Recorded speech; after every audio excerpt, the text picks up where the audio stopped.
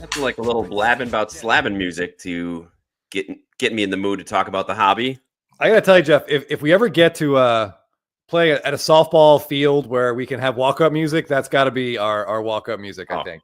Yeah, absolutely. Hello, everybody, and welcome to Blabbin' About Slabbin', another Thursday night here in Southern California.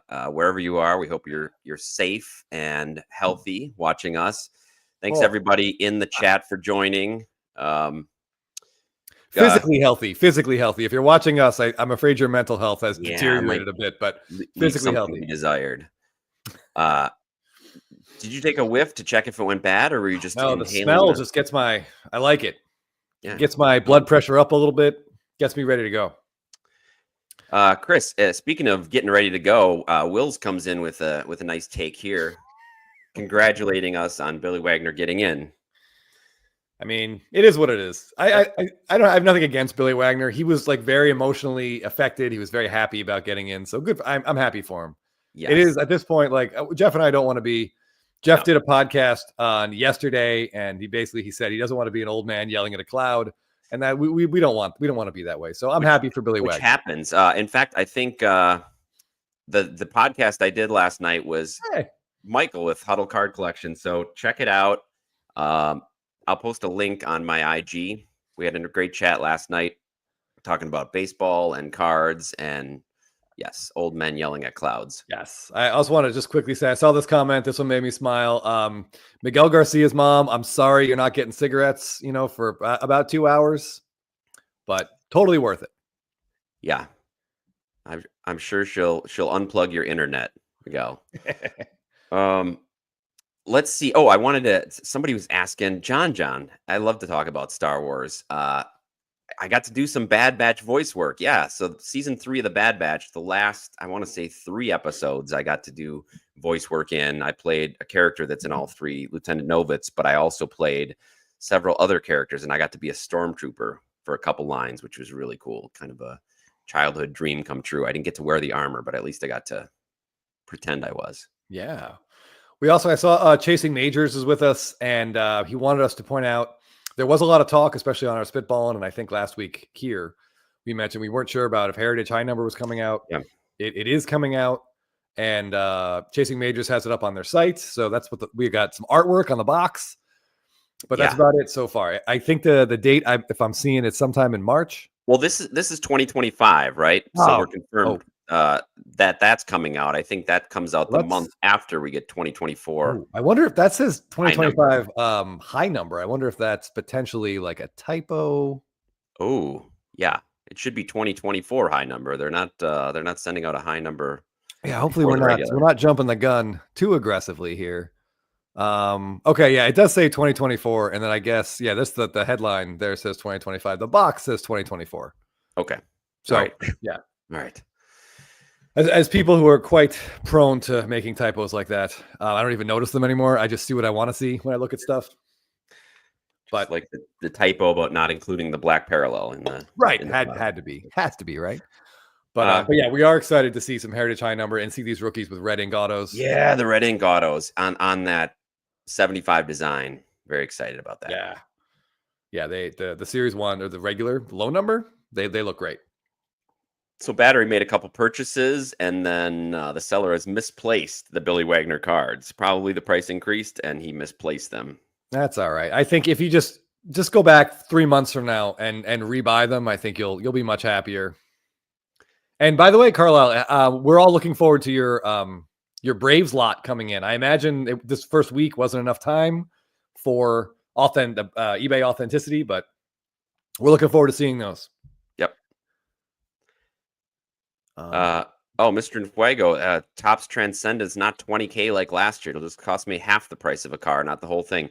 I did see somebody talking about that today, that it's like a 8K for Transcendent, but it's different, right? It's a watered down Transcendent product. It's a little above our pay grade, so I'm not sure what's in there, but still 8K is a lot.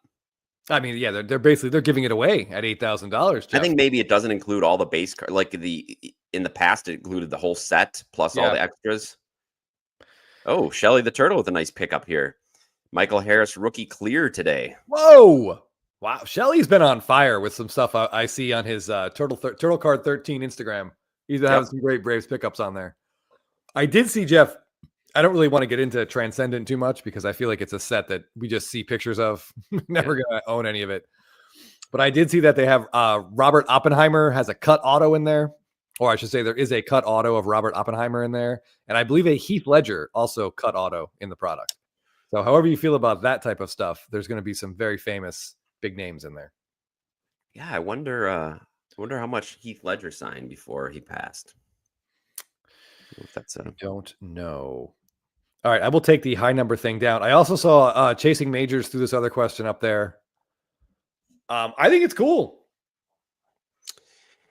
Yeah, they obviously are trying to expand the brand. We've heard the 10x the hobby, and the best way to do that is reach more people. So I know that there's a few people that watch our show even, and that we've met on Instagram based out of Great Britain, collectors there. So I think it's a great idea.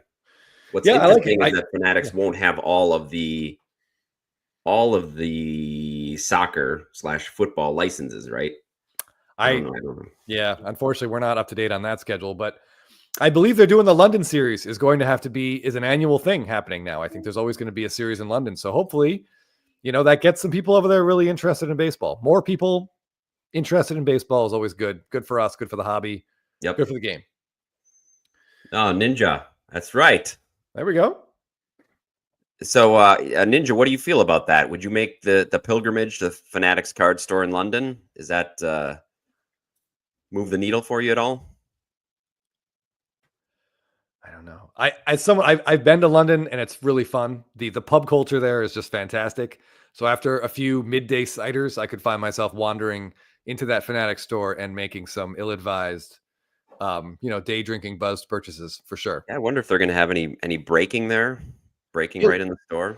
It looked like it. If you scroll through the Fanatics page, I think it was Fanatics or Tops. I'm not sure who shared that on Instagram, but if you scroll through the pictures, Jeff, it's a pretty big store, and it did look like there was some kind of they're breaking areas, which wouldn't surprise us.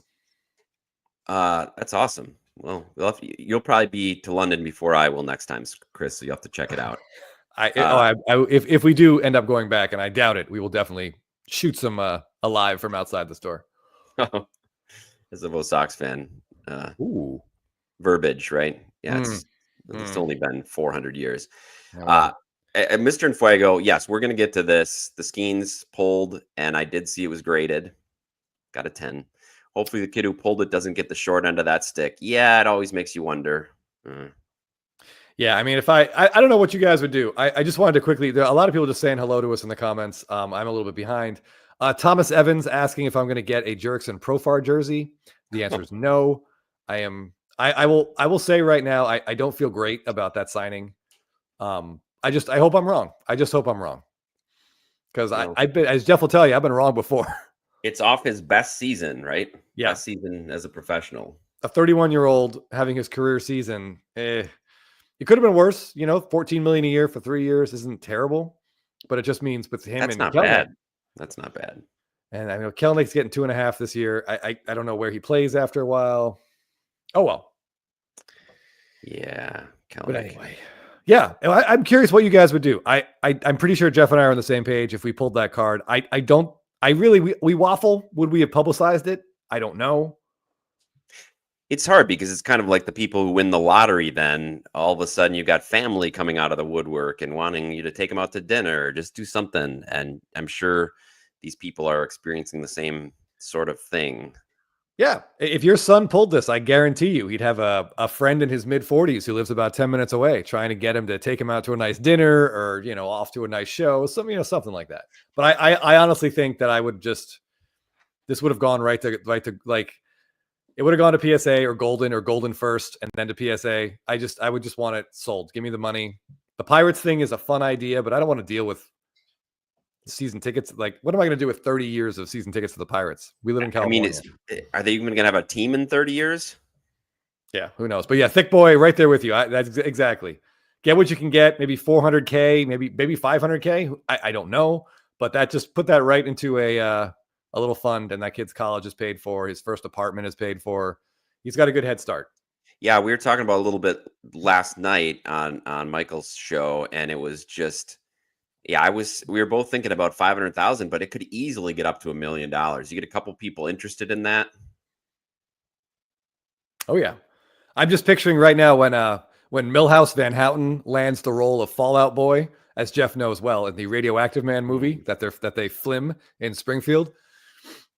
His parents start buying ridiculous things. So I just hope we don't see the kid that pulled this card. I don't want to see his mom in a jacuzzi suit, on Instagram. And we don't need that. Yeah. Driving a Ferrari. Ooh, curator of cardboard. This sounds like a beautiful color match. Oh, nice. The Royals blue with the royal blue. Really, really nice. Yeah, Jeff and I are light on Bobby Witt, which probably explains his breakout season last year. He's doing or great. A second consecutive breakout season. Chris has an auto, and I have a second-year card. That's it. Yeah. Okay, sorry, I'm trying to catch up here. Yeah, I'm getting some Simpsons references that I really have no idea. Right. I know. Well, I like to. Okay. Yeah. Ben. Yes. I also hope that my voodoo is reversed. Remember, also, I wasn't thrilled about the Chris Sale trade, and I couldn't have been literally more wrong. So, yeah, winning a Cy Young. Yeah. John also says I'm wrong. I hope so. I really do. Chris, do you happen to have the link to the trivia you could throw in the chat? Yes. Because we'll be doing trivia a little bit later on, guys. Yep. Yeah, I have a really cool Ichiro refractor to give away. I like the 2004 Topps Chrome image. Give me a sec here. And boom. All right, there we go. Yeah, so we're going to give away this bad boy. And by the way, if Lincoln Thomas or, I wrote the guy's name down. If either of our first or second finishers from last week are here, you got to give us your mailing address so we can get you your winnings. But we're giving away this really nice Ichiro card today. It'll be Hall of Fame kind of themed questions. Yes, in honor of his near unanimous pick. I saw today he wanted to know the person that didn't vote for him so he could come over to his house and have a couple drinks and have a chat, he said. I don't know if that guy's going to be making it public. If I were him, I certainly wouldn't. It's just such a silly thing. But I mean, you're in. That's okay. Yeah. Jeff, what do you think about Crawfish 777's question here? He's got $1,000 to begin a Michael Harris PC. This sounds right up your alley. You should definitely watch the video about the Michael Harris golds that we made last year. Yeah, maybe the first thing you do is contact Shelly the Turtle and see if you can pick up the clear. Yeah, pick up the clear he just picked up. Yeah, maybe make a little profit for him. I would look at I'm not sure what the prices are. I would look at a first Bowman Chrome Auto blue, if you can find a blue PSA 10 or like a gold 9, maybe a gold 8, gold 9, something like that. I bet that's right around $1,000. That's where I would go. He's got a lot of rookie cards. Yeah, a lot of rookies. Even if you stick with the golds, what do we find, Chris? Over 2,000, right? It was like 2,500 golds. Oh, yeah. Oh, okay. Real quick. Professor's Dugout. Yes. Up and at them. All right. Just want to get those two Simpsons quotes up there. Make sure people get appreciated. Okay. Oh, my God. Yes. I see Left Arm Tan is hoping we stay light on Bobby Witt for the sake of his future and the Royals' future and probably his collection. I get it. Wow. Yeah. Witt legged out a couple infield singles last year that I've never seen a righty pull off. Just insane speed. He's I bet that probably is like 2012 Mike Trout. Hitting his stride, so to speak.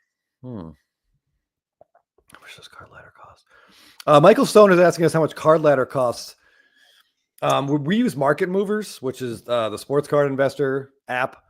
I'm not sure what it costs. We could look that up, Jeff, real quick and just see. Teapot has promised some really big moves from Market Movers this year. That was innovations, among his hobby goals. So yeah, it seems like it's a good place to be looking cards up. This was really interesting. Tip of the Mitt Collectibles here says Walmart south of him has 22 Heritage high number blasters on the shelf, and he's thinking of going for a Bobby Witt auto. I would say your odds are extremely limited. That's kind of like throwing a harpoon in the ocean and seeing if you hit a fish. It's really unlikely. But It's a fun set, and I bet those are cheap. And you might pull at least a base card that looks cool. I don't know. That's one cool thing about Heritage, Jeff, is it is affordable.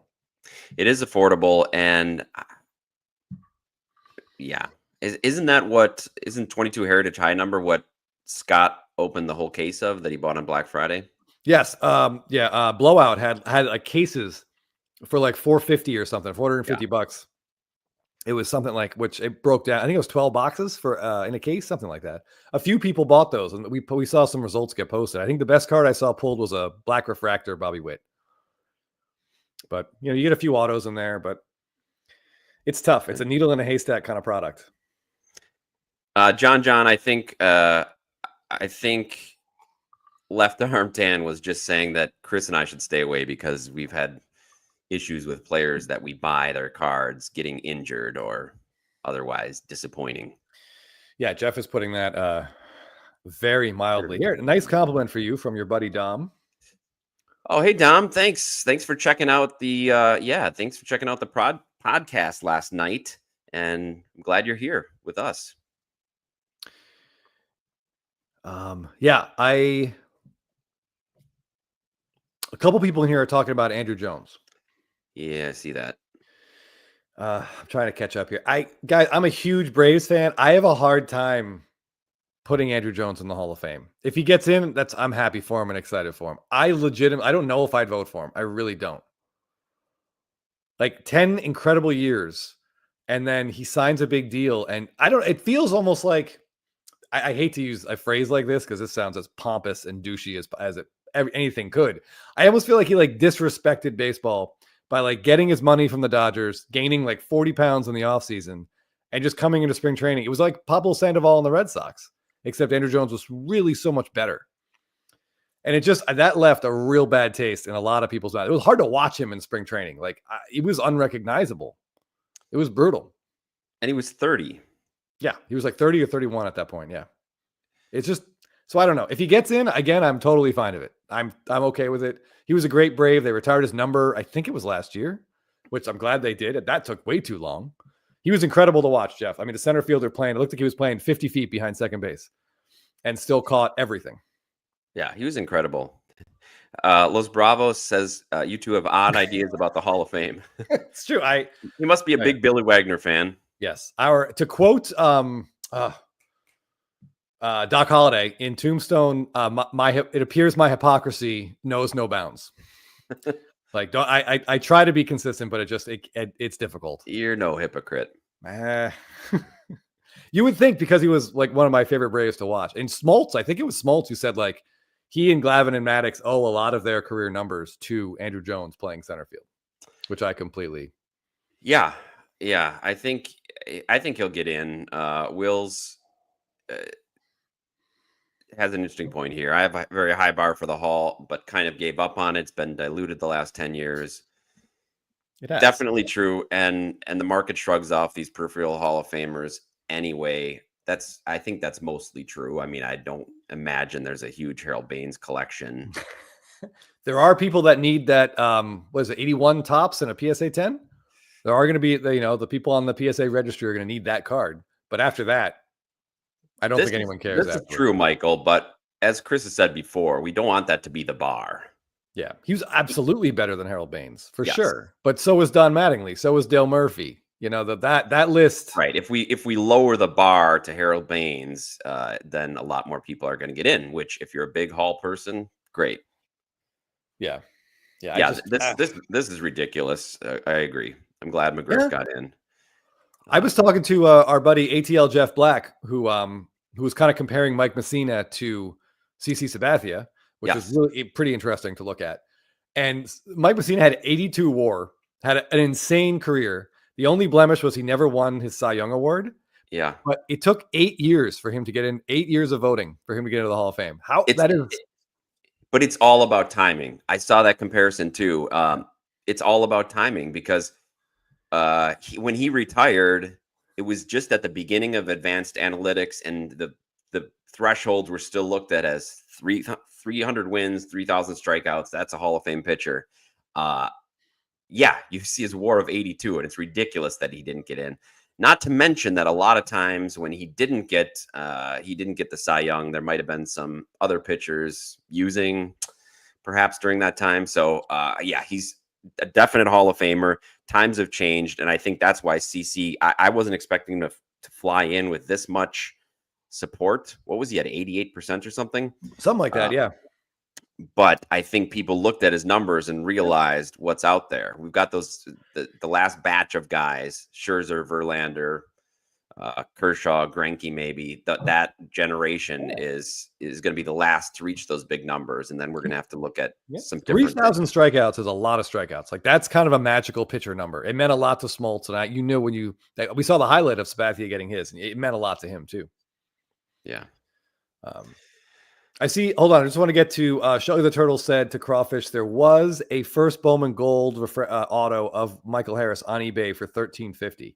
I saw that. That was a PSA 9, and I think it's down. It didn't sell, but it's gone, or at least it was taken down. But yeah, maybe talk to that guy. If you get that for $1,000, I think that's a really nice buy right there. Lofton would be an interesting case for sure, Wills. I was looking at him recently too. I don't know if he would get in, but it'd be a lot closer. Yeah, he'd get a lot more consideration for sure. Ooh. Again, I'm behind it. I want to. Ben makes a great pick here for your Michael Harris dollars. His Golden Mirror SSP is a fantastic shot of him in the cage taking BP with his like bandana. Bandana, yeah, that's one of his best rookie images, and it's a flagship card. First year of Golden Mirror SSPs. I think there's maybe 100, 150, maybe, but that's a really cool card. If you can find one centered, grab that. Yeah. Oh man. Oh, I'm so far behind here, Jeff. Yeah. Thanks everybody for in the chat, joining the chat. But yes, the curator says it's always been like this. 30s, 40s, 50s, nothing new. Timing and who you class with is insanely important. That's definitely true. I saw somebody else commenting about the Basketball Hall of Fame. Basketball and football, they are definitely a lower threshold. They like to get a lot of people in every year, which is fine. It's just baseball seemed to have a higher standard. Maybe the numbers of those guys too are a little different because of the era they played in. I don't know. I was kind of surprised Dave Parker coasted in. I mean, he's a guy that he's been talked about a lot, and they pull up his numbers, and I don't see it. But again, I'm not hating on it. Like, I'm happy for Dave Parker, although I don't think he's alive. Like, I could be wrong. I'm happy for anyone who gets in. I'm happy for them. Like, good for Harold Baines. He was like very emotional at his he is the Cobra is still alive. I know he's had some health issues, but he is alive. So hopefully he'll be there for his enshrinement.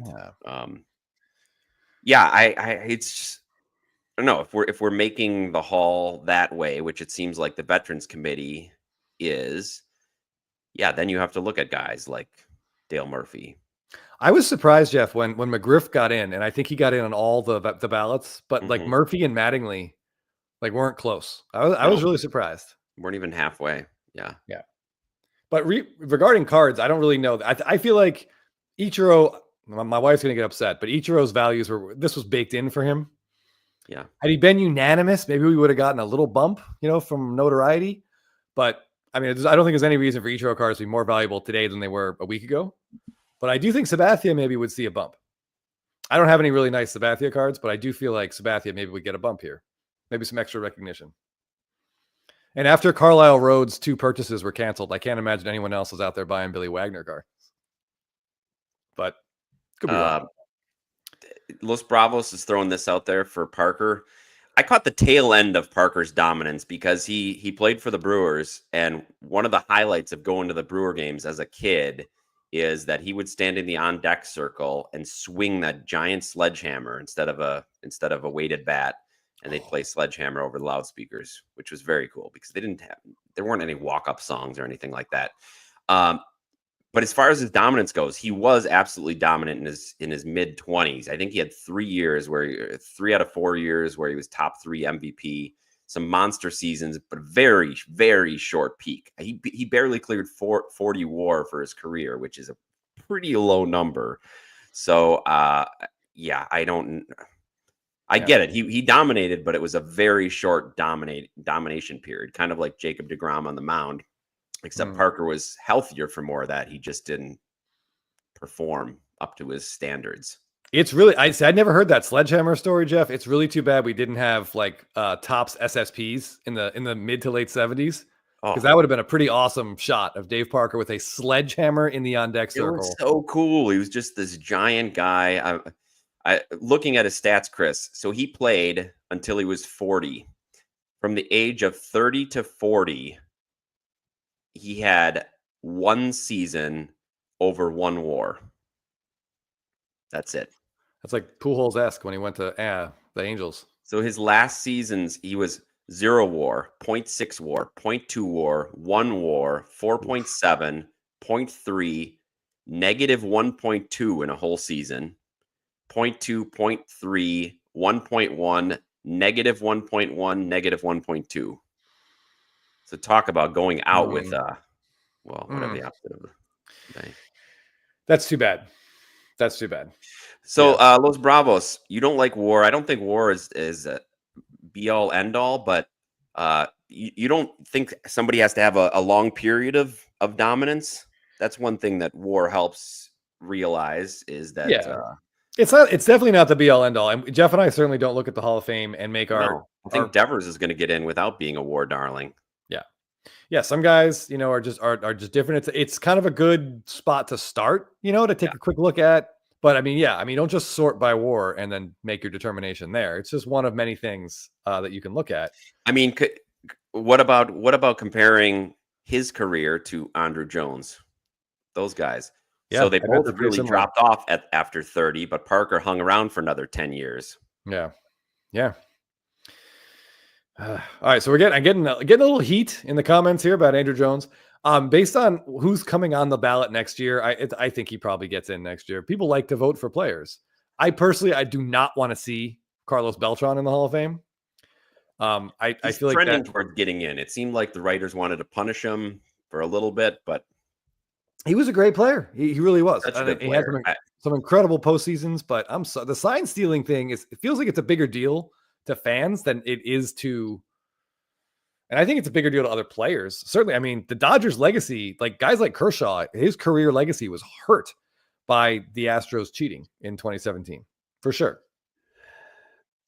Yeah, baseball is the one Hall of Fame, major sports Hall of Fame that has that character clause in, and they leave that open to however the people want to vote, however they want to interpret that character clause. And it seems like cheating in one of the largest stages of the sport would turn a lot of people off. Yeah, it should. It really should. I would never vote for Altuve either. I just couldn't do it. And Brian McCann was on that team also, and I know the stories about him trying to stop it, but he didn't. He was unable to. So I couldn't. I don't know. I couldn't put anyone on those teams in. Now the Verlander will be interesting. Do we penalize Verlander for what the offense was doing? Could we believe that he was out in the bullpen and he had no idea? That he never heard a trash can getting banged when he was sitting on the bench between starts? I don't know. And what sort of responsibility does he have? If he did know, are you holding it to him that he should have been able to stop it single-handedly? I don't know. But that's a fantastic conversation. I look forward to hearing discussed when he gets on the ballot for the first time. Yeah. By the way, Thomas Chophouse drops this. It's a couple. There's still getting some Andruw Jones heat in the comments, which is okay. I hope it. I don't say I hope he gets in, but it'll be really fun. If they do a ceremony at Truist Forum in 2026, it'd be great. I'd be excited to attend that. But yeah, he was an amazing player for the 9 or 10 years. Maybe we're selling him short. No, I think whoever said that comment that I put up about playing his way out of the Hall of Fame, I think is true. Like if he had retired at age 30, he'd probably be in. Sifo Sox fan says, my big problem about the Hall of Fame, no one says much for 11 months and they all become the Encyclopedia Britannica of stats on January 1st, only to go back into hibernation by MLK Day. Yeah, that's pretty funny. And not inaccurate at all. No. It's an agreement from Ninja with you, Chris, about the Astros. Yeah. It's kind of similar, Jeff, to when the Olympics come around. Yes. And all of a sudden, everyone is an expert on sports. Yeah. Every 4 years in the winter. And then, all the the ins and outs of track and field events like the hammer throw or something every 4 years in the summer. Right. All right, I'm putting the link for trivia in there again. It's a pretty cool Ichiro card. I like that. But this is right. Crazy Cryptids is reminding us that Mike Fiers was the pitcher who the initial whistleblower. Yeah. Right. So he knew, and I guess my point or my discussion point would remain the same: as what could he have done in that situation, or what would you expect him to do? It's tough, especially on the other side of the ball. I mean, he was obviously a team leader, but I don't know. That's a tough position. I wouldn't want to be in that kind of position. I wouldn't either. I think I would love to know more about it. I would love to know. The only person that it's come out, I think it was Buster Olney was talking about it, or maybe it was Peter Gammon. So that there was a story that McCann attempted to stop it, like that he tried to stop it and Beltran like overruled him. But I mean, you would think, I don't know. I mean, there were things you could do. Verlander could have just smashed the computer, that the monitor that they were getting the video feed from. He could have obviously just taken the trash can away. I don't know. I don't know how the team dynamics work in terms of pitchers and hitters. Like, right. Yeah. Would he have been ostracized then? Would it have been worth it? I don't know. Yeah. Yeah. Integrity versus having a successful career. I don't know. That's a tough one. But the players who were actually involved, I do agree that they should be held more accountable. Yeah. I also, one of the names that I've seen bantered around has been Johan Santana as someone who fell off the ballot in his first attempt, but really deserves. He should have. I'm not saying he deserves to be in, but he should have lingered on the ballot for a few years. Like that dude's peak was absolutely incredible. Absolutely. And if somebody like DeGrom gets in, there's no reason Santana shouldn't get in. And who was posting that today on Instagram, comparing him to Felix and saying that Felix got 20%. I'm surprised that in this day that Felix didn't get more than 20%, to be honest with you. I thought he'd be closer to 30%. And I absolutely agree that Santana should have been around there as well, getting that consideration. Yeah, I would be a big proponent of Felix Hernandez staying. Like, I think he should get in. I really do. Blast me for that one if you want. But like that dude was a horse eating tons of. I think he probably hit Billy Wagner's career innings in 4 years. Maybe 5. 4 years. Yeah. But yeah, SFO Sox fan, Santana. And like, again, that was back when voters really were struggling with how to vote for Cy Young. There's a lot of extra credit given for wins. Remember that year that Bartolo Colon won the Cy Young with like 21 wins, but a really high ERA, and Johan Santana's team stunk. His ERA was like almost 2 runs, I think, or 1.5 below Colon. Clearly the best pitcher in the league. He was much more dominant. And that would have been 3, right? Yeah, it would have been 3, like 3 and 4 or 5 years. Yeah. So that, and especially when he was up, not only did they take wins into account, they took those awards into account, a huge amount, Hall of Fame voters. And if he had 3 Cy Youngs, I think he certainly would have got a lot more support. He may not have gotten in, but he would have gotten a lot more support. The 3 Cy Young list is short. That is a short list. What about the 3 Cy Young and not in the Hall of Fame list? That's got to be. I think that's just one name. There's been a lot of talk if Blake Snell gets another one, but I don't know. Jeremy's throwing out Adam Wainwright. That's I mean, I never thought of him as a Hall of Famer. He had a great career. Yes, a really good career. There's some great moments. Michael's asking. He probably hasn't heard your rant about Billy Wagner. Can we hold his innings pitched against him? I would like to compare this to, if you've all seen The Social Network, it's a really great movie. It is. Jeff and I are big David Fincher fans. I mean, if he makes something, we're going to go see it. That movie is great, and it has no business being that good. It's about a guy making a website. Yep. And it's compelling for 2 hours. So credit to Fincher and Aaron Sorkin. There's a line in there where Jesse Eisenberg, playing Mark Zuckerberg, says, if you guys had invented Facebook, congratulations, you would have invented Facebook. If Billy Wagner could have pitched 1,000 innings, he would have pitched 1,000 innings. Like, he's just wasn't good enough to be on the mound more. He was good enough to throw 3 innings a week, 15, 20 pitches. That's what he was good enough to do. And that just doesn't move the needle for me. Or I don't move the needle for Jeff. Once he got to the playoffs, he was bad. He got blown up in the playoffs. I think William Walker was saying exactly that. Yeah. Yeah, and I think I was trying to make this point last night on Michael's show that when relievers were actual firemen, Raleigh Fingers threw twice as many innings as Billy Wagner. I think he threw about 1750 because he'd throw 3 innings in a game, get a 3 inning save, and then rest for a day and do it again. Exactly. So I have no problem with those kind of guys being Hall of Famers, but the truth of it is, as we saw in this year's playoffs, where the best reliever in baseball got lit up, gave up more earned runs in 4 games, Class A, than he did all year. And the winner of the World Series had to use a failing starting pitcher to close out the World Series. Yeah, it wasn't just Class A. I mean, former Brewer Devin Williams got crapped on. Yep. Josh Hader and who's the other guy in there? Presley. That's like $25 million of relief work right there. Blew their whole season.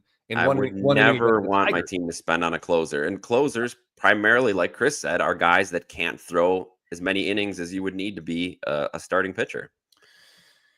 Yeah, I mean, usually the guys in the bullpen are the ones that Matt, they probably will. Yeah, I'll probably make the Hall of Fame, but I don't know. It's at this point, Jeff, I even hate bringing it up. Like, it's very clear that our opinion is in the minority, and that's okay. Yeah. The one thing I will say about Craig Kimbrell is he has some really great looking baseball cards. A lot of cool horizontal images of him do like with the arm hang that he does. The hang, he has some great images. Kenley Jansen, no, but Craig Kimbrell has some really cool baseball cards, at least. Throwing that out there. Speaking of cool baseball cards, Jeff, not to directly move the conversation along, but Chris Huber has a question here that this is a set that I actually wanted to chat about at some point. He's asking our thoughts on Topps Black and White and their hobby value. Those sets look incredible, Jeff. Yeah, they're reminiscent of Stadium Club photography. Now, Chris Huber, you can let me know, didn't Topps Black and White make their variations in color this year? I think they incorporated colors, which is I think weird. There are color variations, Jeff. Getting away from the whole idea of the set, but the photography is really great. How do you get those cards, Chris? I don't know. I think they're online only. Yeah, I don't know. But there are some really cool, really great images in this set. And I know Jeff and I harp on images, and I just feel like, if the set was like, these should be inserts, maybe. I don't know. But they deserve more in one of the main sets for sure. Here, I'm going to pull up a couple Paul Skeens cards. If you're not familiar with this, online only. Yeah. Thank you, Professor Duggan. If you're not familiar with Topps Black and White, I'm just going to pull up a couple shots right here. This is a Paul Skeens variation in top, Nolan Ryan-esque. Yeah, throwing the football. Yeah, very cool. I can't rotate this one, unfortunately. So SFO Sox fan. So Black and White's been around since 2018 as a set. I want to say it's like this is like its second or third year. I can't believe that's true. SFO I don't think Sox that's true. We're frequently wrong. Check out this other Paul Skeens card. Look at this low angle, walking out to the field. The city in the background.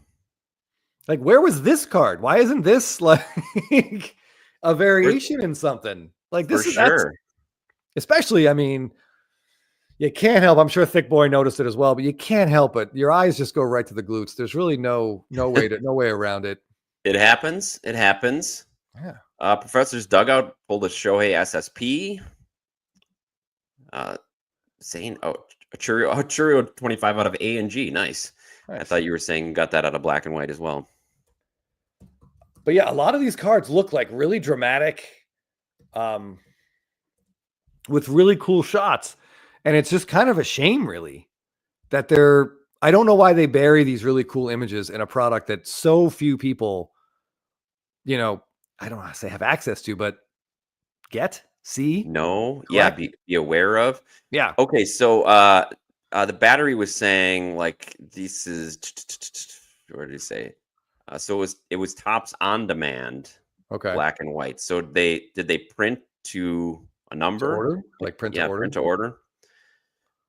Eddie Romero is in the background on the Robin Yount card. That's great. I love that they use old photos. Yeah, here I'm just gonna scroll through a couple other variations here, Jeff. These are just badass looking cards, and one that's absolutely terrible. Hold on, there we go. Not that. Let's go to this. Chris Huber says I love them, but seems hard to pay for them because I don't know where their value holds up. Yeah, I guess that's just it. Oh, you got the arch there. Yeah, this is Jackson Merrill's, rookie variation. Hit a home run in St. Louis, probably in the 8th or 9th inning. Nice Coca-Cola advertisement there. Is that B and W under the tops in the corner? Is that what that is?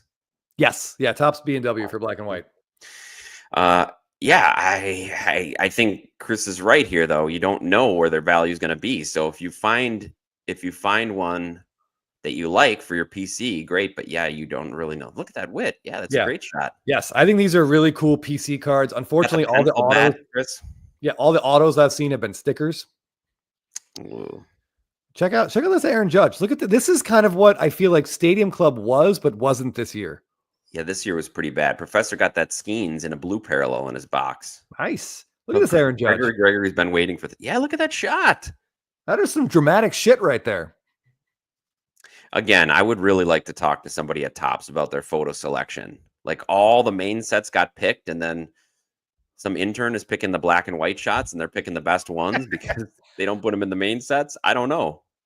I gotta tell you guys, as you probably would have guessed, when black and white came out, they always have a ton of variations. I searched hard. I started searching this on eBay really quick because I thought, Jeff, maybe it's here. That's where the Acuna hold. Maybe the Acuna is going to be here, and whatever, fine. I have to buy this set, no problem. Yeah. If they put a sticker auto on there, I'd probably suffer through it. Yeah. But you know what they did, Jeff? There is an Acuna, and you bet there is an Acuna variation. Put him on crutches. Almost worse. Staring at the eclipse again. They use it again. The same image out of what's it called? Out of Sapphire, they used again. Hey, Royale. Yes, Skeens throwing the football should be his golden mirror. Yes. ATL Jeff Black says Andrew Jones has a great one. Does he? All right. Well, I was just going to scroll through a couple more here. This set is great. Hobby Box was 165 on Topps website. Yeah. If they have them again next year, maybe we should buy one of those. Yeah, just to look at go through the. Just to go through. Jeez, this is we could do this all. This could be the entire show, just looking at cool. And I feel like this is what, like I just said, this is kind of what Stadium Club used to be. Like, check out this Ichiro card. How cool is that? Oh yeah, yeah, that's really cool. Hey Ninja, we get it. It's 2:42 there in the UK. So thanks for staying up so late with us, and we'll catch you next time. Oh my goodness! You know what they even gave us, Jeff? They gave us a rare, elusive. Cool Mookie Betts shot. Oh, Mookie never gets good shots in the main top sets. Look at this. The hat, what, a 1/8 of a second before contact here. We have the shadow of both Mookie and the ball. Yeah. And the catcher. What a cool card. The umpire. Yeah. Okay, two questions I want to get to, Chris, while we're scrolling. Ryan Brody's asking, speaking of Stadium Club, do you guys know if the big guys are redemptions for 2020 trying to grab a case? Do you mean regular Stadium Club or Stadium Club Chrome? Yeah. And there's a lot of talk about this Golden Hour, which, it's a weird name, but SFO Sox fan says the Golden Hour Bobby Witt looks great. All right, hold on. Let me see what that looks like. While I'm looking for that, I just wanted to share this Jackson Churio card, which is that the Gatorade. Oh yeah, another version of the Gatorade bath. Okay. Very cool. All right. Looks very wet. The Judge card is theater. Yeah, absolutely. Yeah. Very, very cinematic set. Yeah. I mean, if these were what the image variations were in Stadium Club, like all black and white and dramatic like this, my goodness.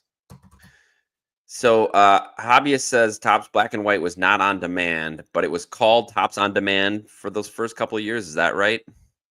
It was a finite set with numbered cards. They were all, I don't know. Some of the online only over the last 6 or 7 years, I don't really know how they've been.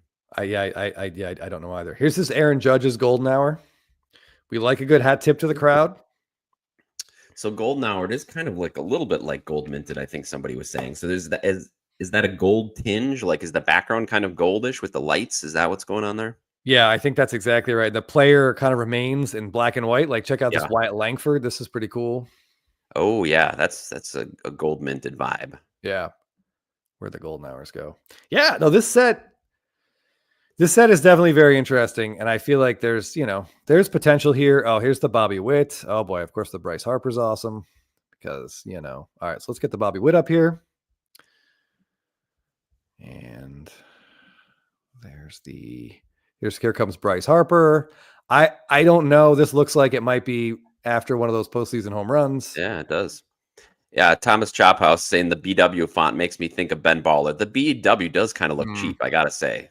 There is a similarity. By the way, this Ellie De La Cruz is pretty great. It's nice to see an image of him without the Viking helmet on. Yeah. But this looks almost like a wide receiver. Yeah, it does. Looks like he just took off his helmet. Yeah, I kind of want them to go all in on this set and start. I don't know. It's too good. Like, these cards look too good for it to be what it is, if that makes sense. Oh man, I'm so far behind in the comments. Try to catch up. I'm not even close. Do you want to answer that question about 2020 Stadium Club, Chris? You would know better than I whose redemption's in there. Yeah, if they're paper, I believe the Bichettes are redemptions. But I watched Short Print a Day. Our buddy Jake pulled a Jordan, so I know he's not a redemption. But I'm pretty sure the Bichettes were, because he's the only guy who has Topps Chrome, who has the Stadium Club Chrome insert autos on his card. So I believe the CN Tower Bichette cards with autos are all redemptions, which means at this point they have expired. Because he was a redemption in Stadium Club Chrome as well, Jeff, as we well know. But I think the other guys a lot in the paper product, most of them are live. Yeah. Okay. All right. I'll stop looking at these. I'll get back. Casey Card Connection, by the way. Got Jackson Churio SSPs back from PSA, and they're not handing out 10s on those this year, 9s and 8s. Yeah, it's a really tough 10 for most of Churio's cards, and especially those SSPs. So half those cards, half the front is a black border, and the entire back is a gold border. So those are going to be near impossible. Yeah. PSA 10s. By the way, Jeff, while we've got KC Card Connection up here, I was going to talk about this. Let me get the Paul Skeens out of there. There we go. KC Card Connection sent us an absolutely tremendous gift in the mail. Jeff told me I was going to love it. I wasn't really, you never know what's going to be in a package. It's going to be a cool card. It's going to be a bunch of toenail clippings. You never know what people are sending us. Never know. You just never know. But this is incredible. So I just wanted an extra shout out. Thank you, KC Card Connection. I love this. This is a jumbo Freddie Freeman auto with that 87 Topps 87 Topps wood grain design. Yeah. Retrostalgic, as our friend Ephus Pitch coined on Instagram. Just a spectacular card. Jeff showed this to me today, and on Monday I put a copy of this exact card in my ComC watch list. Chris showed me, on his phone right after he saw this card. He showed me that he had a similar card, the same card. I mean, not the exact same. Right, the same copy, but yeah. Same copy. I mean, there's only one of the other 10, I guess, or whatever it's numbered to. Yeah. What is it numbered out of? No, numbered out of 10. That's incredible. What an awesome gift. Thank you. Thank you very much. If you guys don't follow KC Card Connection here on YouTube, please do. Check him out on Instagram as well. He's got one of the best 2022 update black Julio Rodriguez collections you're ever going to see. J-Rod.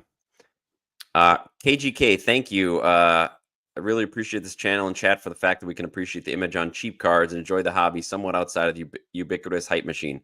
Well, Chris and I are the hype machine for any good images. So you're going to get hype here for sure, but maybe on different things than other places.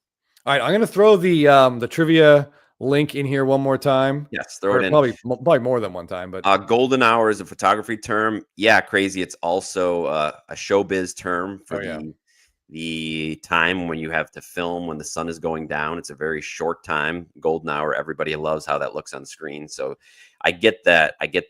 They named it golden hour. It doesn't really seem like it was shot at golden hour, but what are you going to do? Yeah. If you ever watched a Michael Bay movie, I think he only films between like 4:45 and 6:30. Right.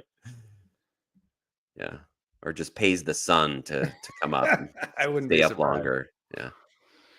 So Professor Dugout, just to finish up on the black and white. Said first couple were on demand, then turned to individual packs with a chance for autos. Then this year was a box with 1 sticker auto per box. So there it is. All right. I did. Someone in there was saying, whoever makes our thumbnails, our mysterious thumbnail artist, this one's got to be black and white. People would be like, "What is that?" Right. A Casey card can actually, the signature on that card is cool since it's a little larger. Nothing wrong with little big F's, right? Absolutely. Yeah, Freddie knows how to sign. He'll fill up the space. I'm catching up. SFO Sox fans asking if Casey Card Connection won the red 25 out of 25 Topps Chrome update Julio that ended, and sadly, he did not. Well, maybe not sadly. Maybe he wasn't even going after it. Thanks, Coach Key. There it is. All right. So I also saw Chasing Majors mentioned. Chasing Majors mentioned this, so I need to throw it up here. This is a little bit of a callback we were talking about 20 minutes ago. I said a Dave Parker Sledgehammer SSP would be great. And he said the Upper Deck. 1991 Upper Deck. And I think this is the Upper Deck high number card too. We have an on-deck Sledgehammer. And sadly not in a Brewer uniform, but yeah, sadly. I tell you, Dave Parker is he cuts an impressive profile. The Cobra. Yeah, I would not want to get in his way, especially when he had the mask on, like some people are talking about. The mask and the sledgehammer. I mean, he's a horror movie come to life, especially if you're a pitcher. Okay, we've got some comments from M. Parsons about the bulge. SFO Sox fans definitely noticing something. Maybe it's like I gotta take that one down. 87 Topps traded. Yeah, I got to get that one down. The bigger the cup, the harder to fall. ATL Jeff Black says, if you've ever watched a Michael Bay movie, you probably didn't watch it again. If you look, Michael Bay slander right there, I see it. I have a lobby card from a Michael Bay movie on my wall behind me. I'll be very happy if anyone can tell me what movie that is. We got to get a closer look at it. Oh, I think that gives it away. Oh. I will say you can't see the elegant string of pearl configuration. That's the only hint you're going to get. I've seen that movie more than once. Yeah, as a Sox fan.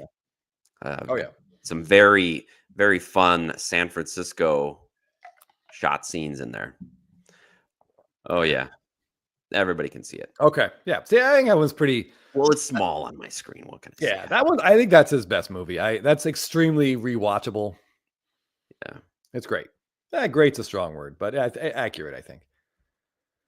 Oh, yeah. All right, the link for trivia is in there. Oh boy, M. Parsons, if you wouldn't mind. I don't know if you put this quote up before, but this is actually very accurate.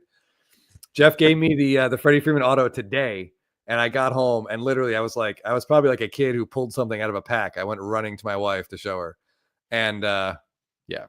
Well, I got it in the mail, and I decided to keep it in between the cardboard so that I brought it to Chris when I saw him today. Said, "You're going to like it." He looked at me very skeptically and then proceeded to. Yeah, so I don't know. Does Michelle Branch have autos? I don't know what this could be. Oh man. Oh God. All right. We're starting to see. I see some rock. Unfortunately, I had to skip over some stuff. Yes. All right. Let me just quote this movie all the time. All the time. How's your bowling arm? Yeah. Just an amazing movie for everything it is and isn't. Yeah. Really good stuff. All right. Hold on. Where are we here? I feel like, Jeff, my takeaway from tonight is I might have to get a box of Topps Black and White just to look at it. I know. That's what I'm thinking. I mean, as Stadium Club is increasing to near that price, it's a little bit absurd to think about the 29-year-old relief pitcher auto. Is that any better than an on-car sticker auto on a black and white? I don't know. I don't think I'd even care about the autos. Like we're ripping that just for the images alone. Yeah. All right. So SSP Joel is asking about these. Let me grab one. Yeah, Chris has a lot of unique movie art on his walls that most of which he's picked up on his travels around the world, because other countries get different art. Yeah, and some eBay too. So this is from Italy. And in Italian movie theaters, I don't know if they still do this, but this was called like a photo busta. So if you search that on eBay, there's a lot of movie memorabilia sellers from Europe that will have stuff like this. But this came in like, there were 8 of these. I think it was a set of 8. So you get kind of 2 images from the movie.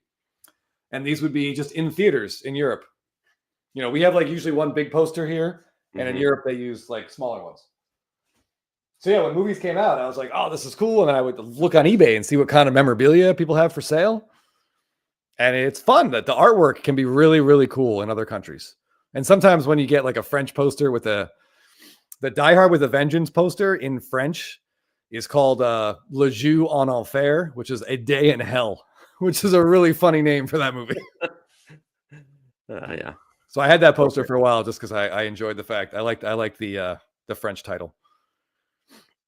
Jim in Florida brings up a CT scanning question, and Chris and Filmington and Teapot did a great spitballing that just posted today about CT scanning.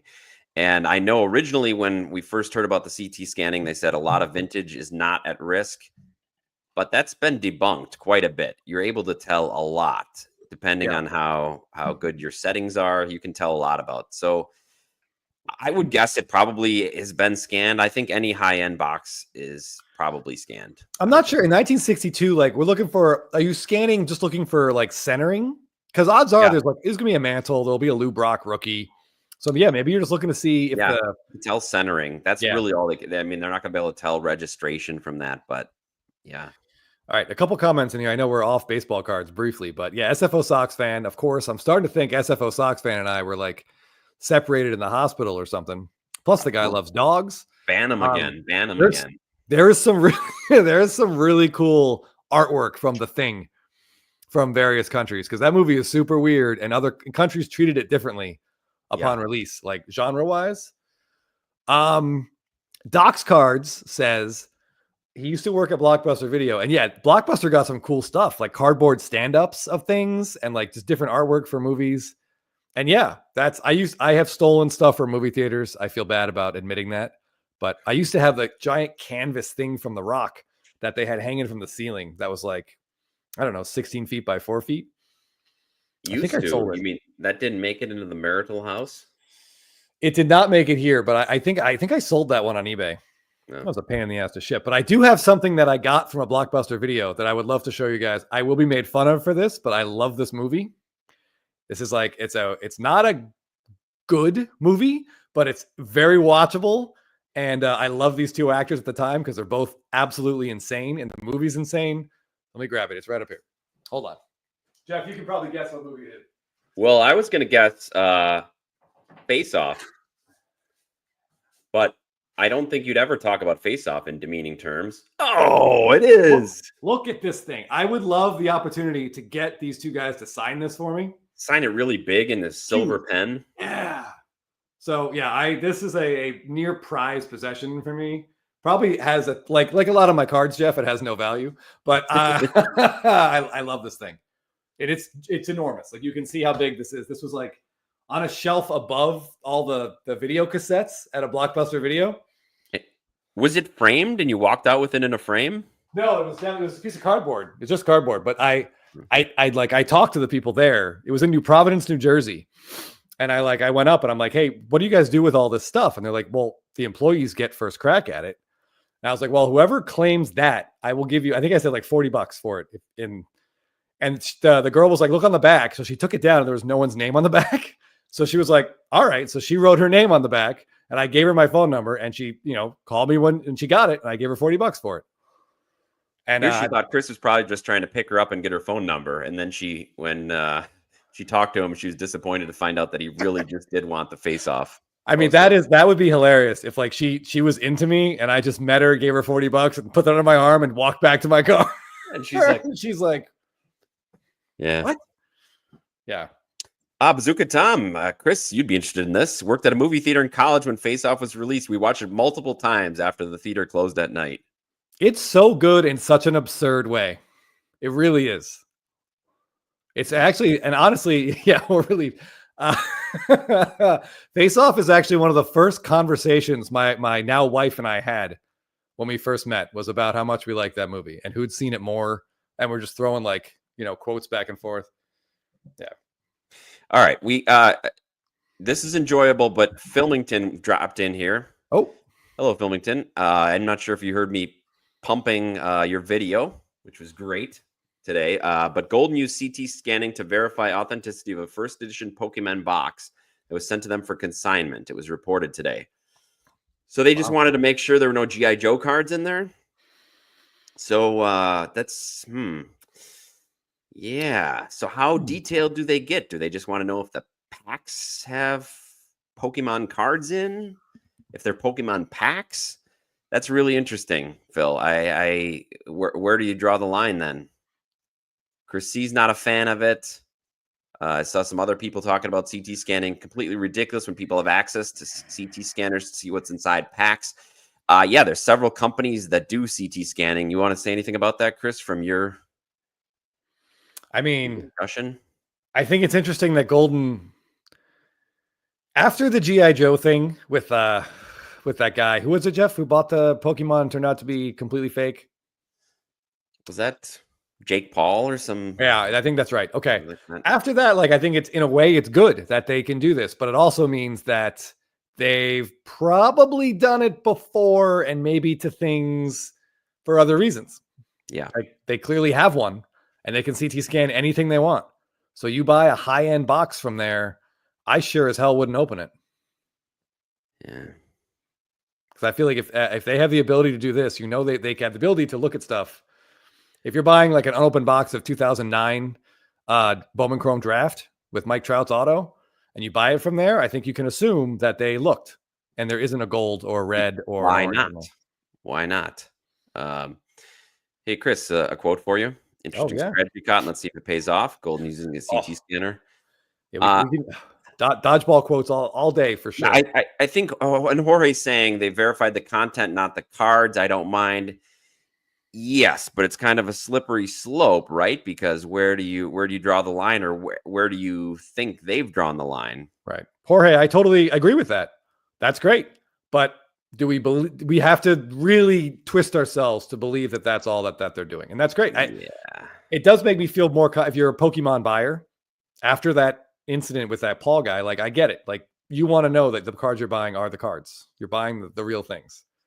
So that's good.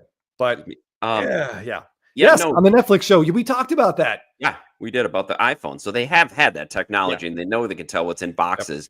Yep. John, the Jake Paul CT scanning video, I'm not sure. We're talking about when they opened up the box, the sealed case of Pokemon. It had G.I. Joe, so there was no cat scanning there. I'm not sure if that was, if you're talking about that being fake, or there was. And that was the one that was sealed by, Baseball Card Exchange.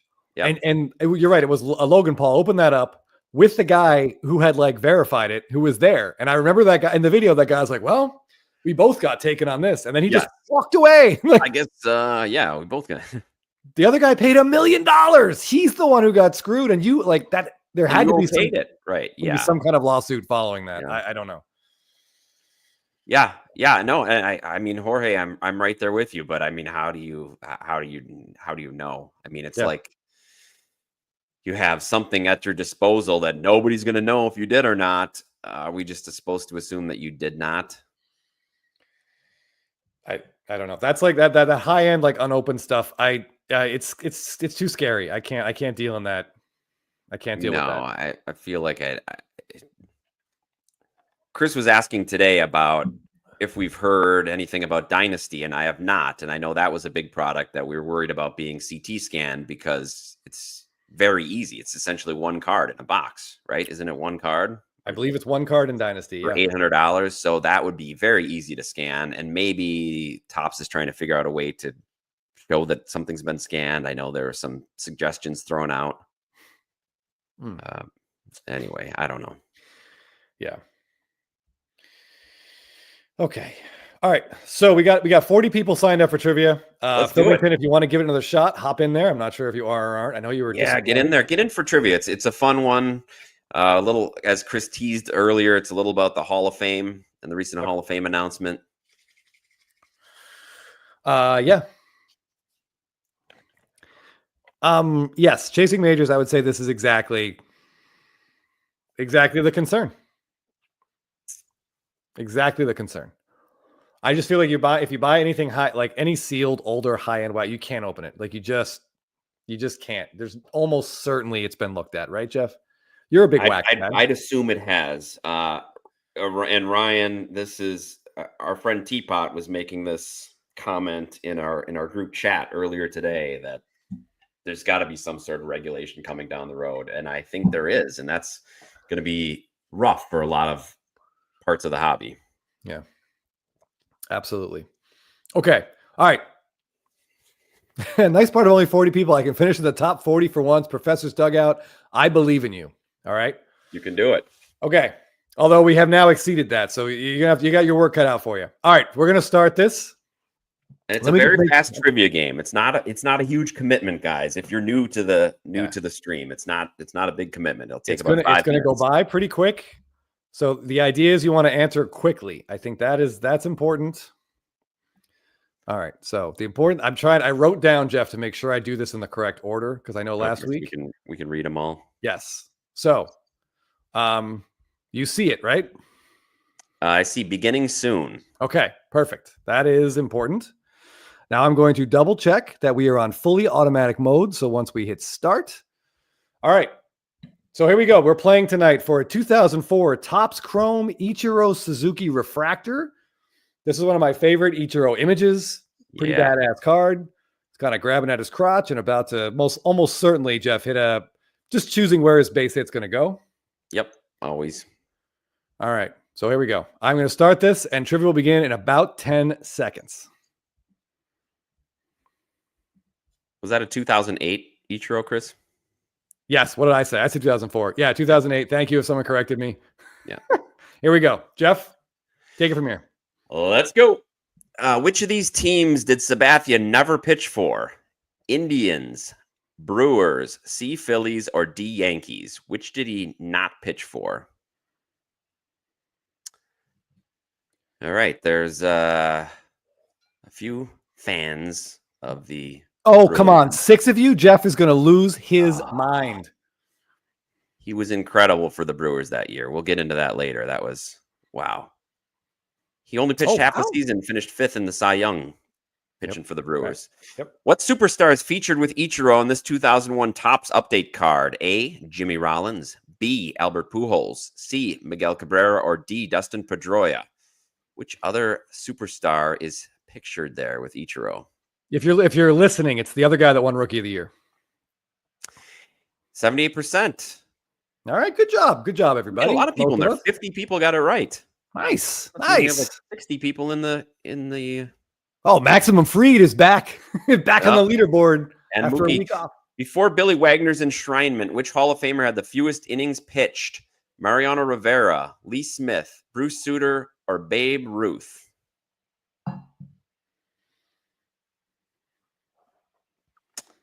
This is an interesting one, and it was by 139 innings.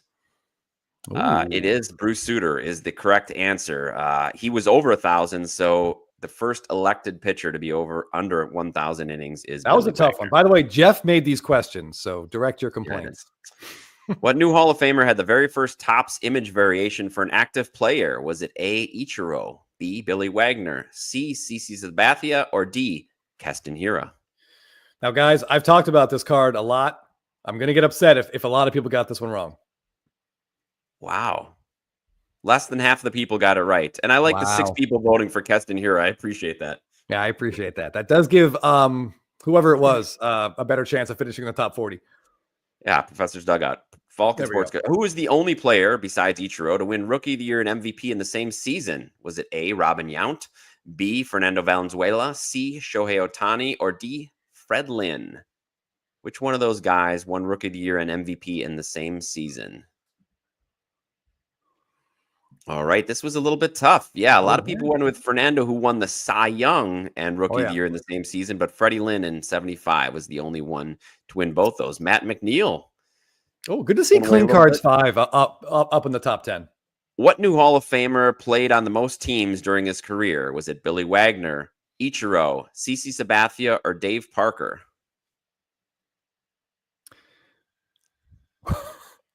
I forgot to change that, Jeff. Yeah.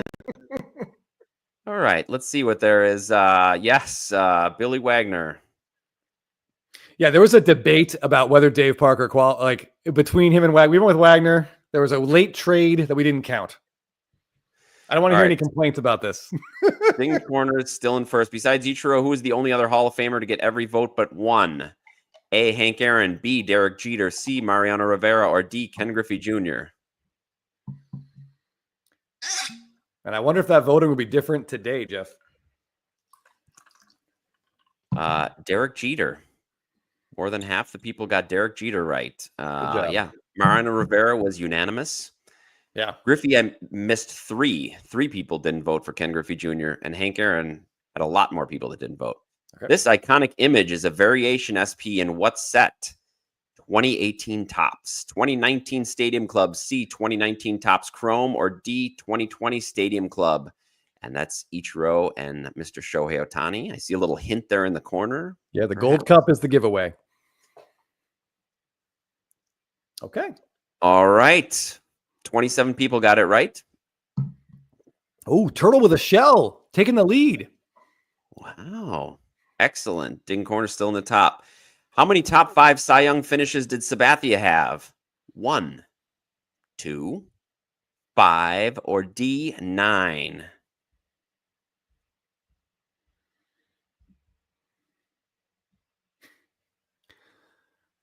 Ooh, split right down the middle there. Wow, split down the middle. And the answer is 5. And in fact, it was 5 seasons in a row. So talk about a peak. It was a great peak for...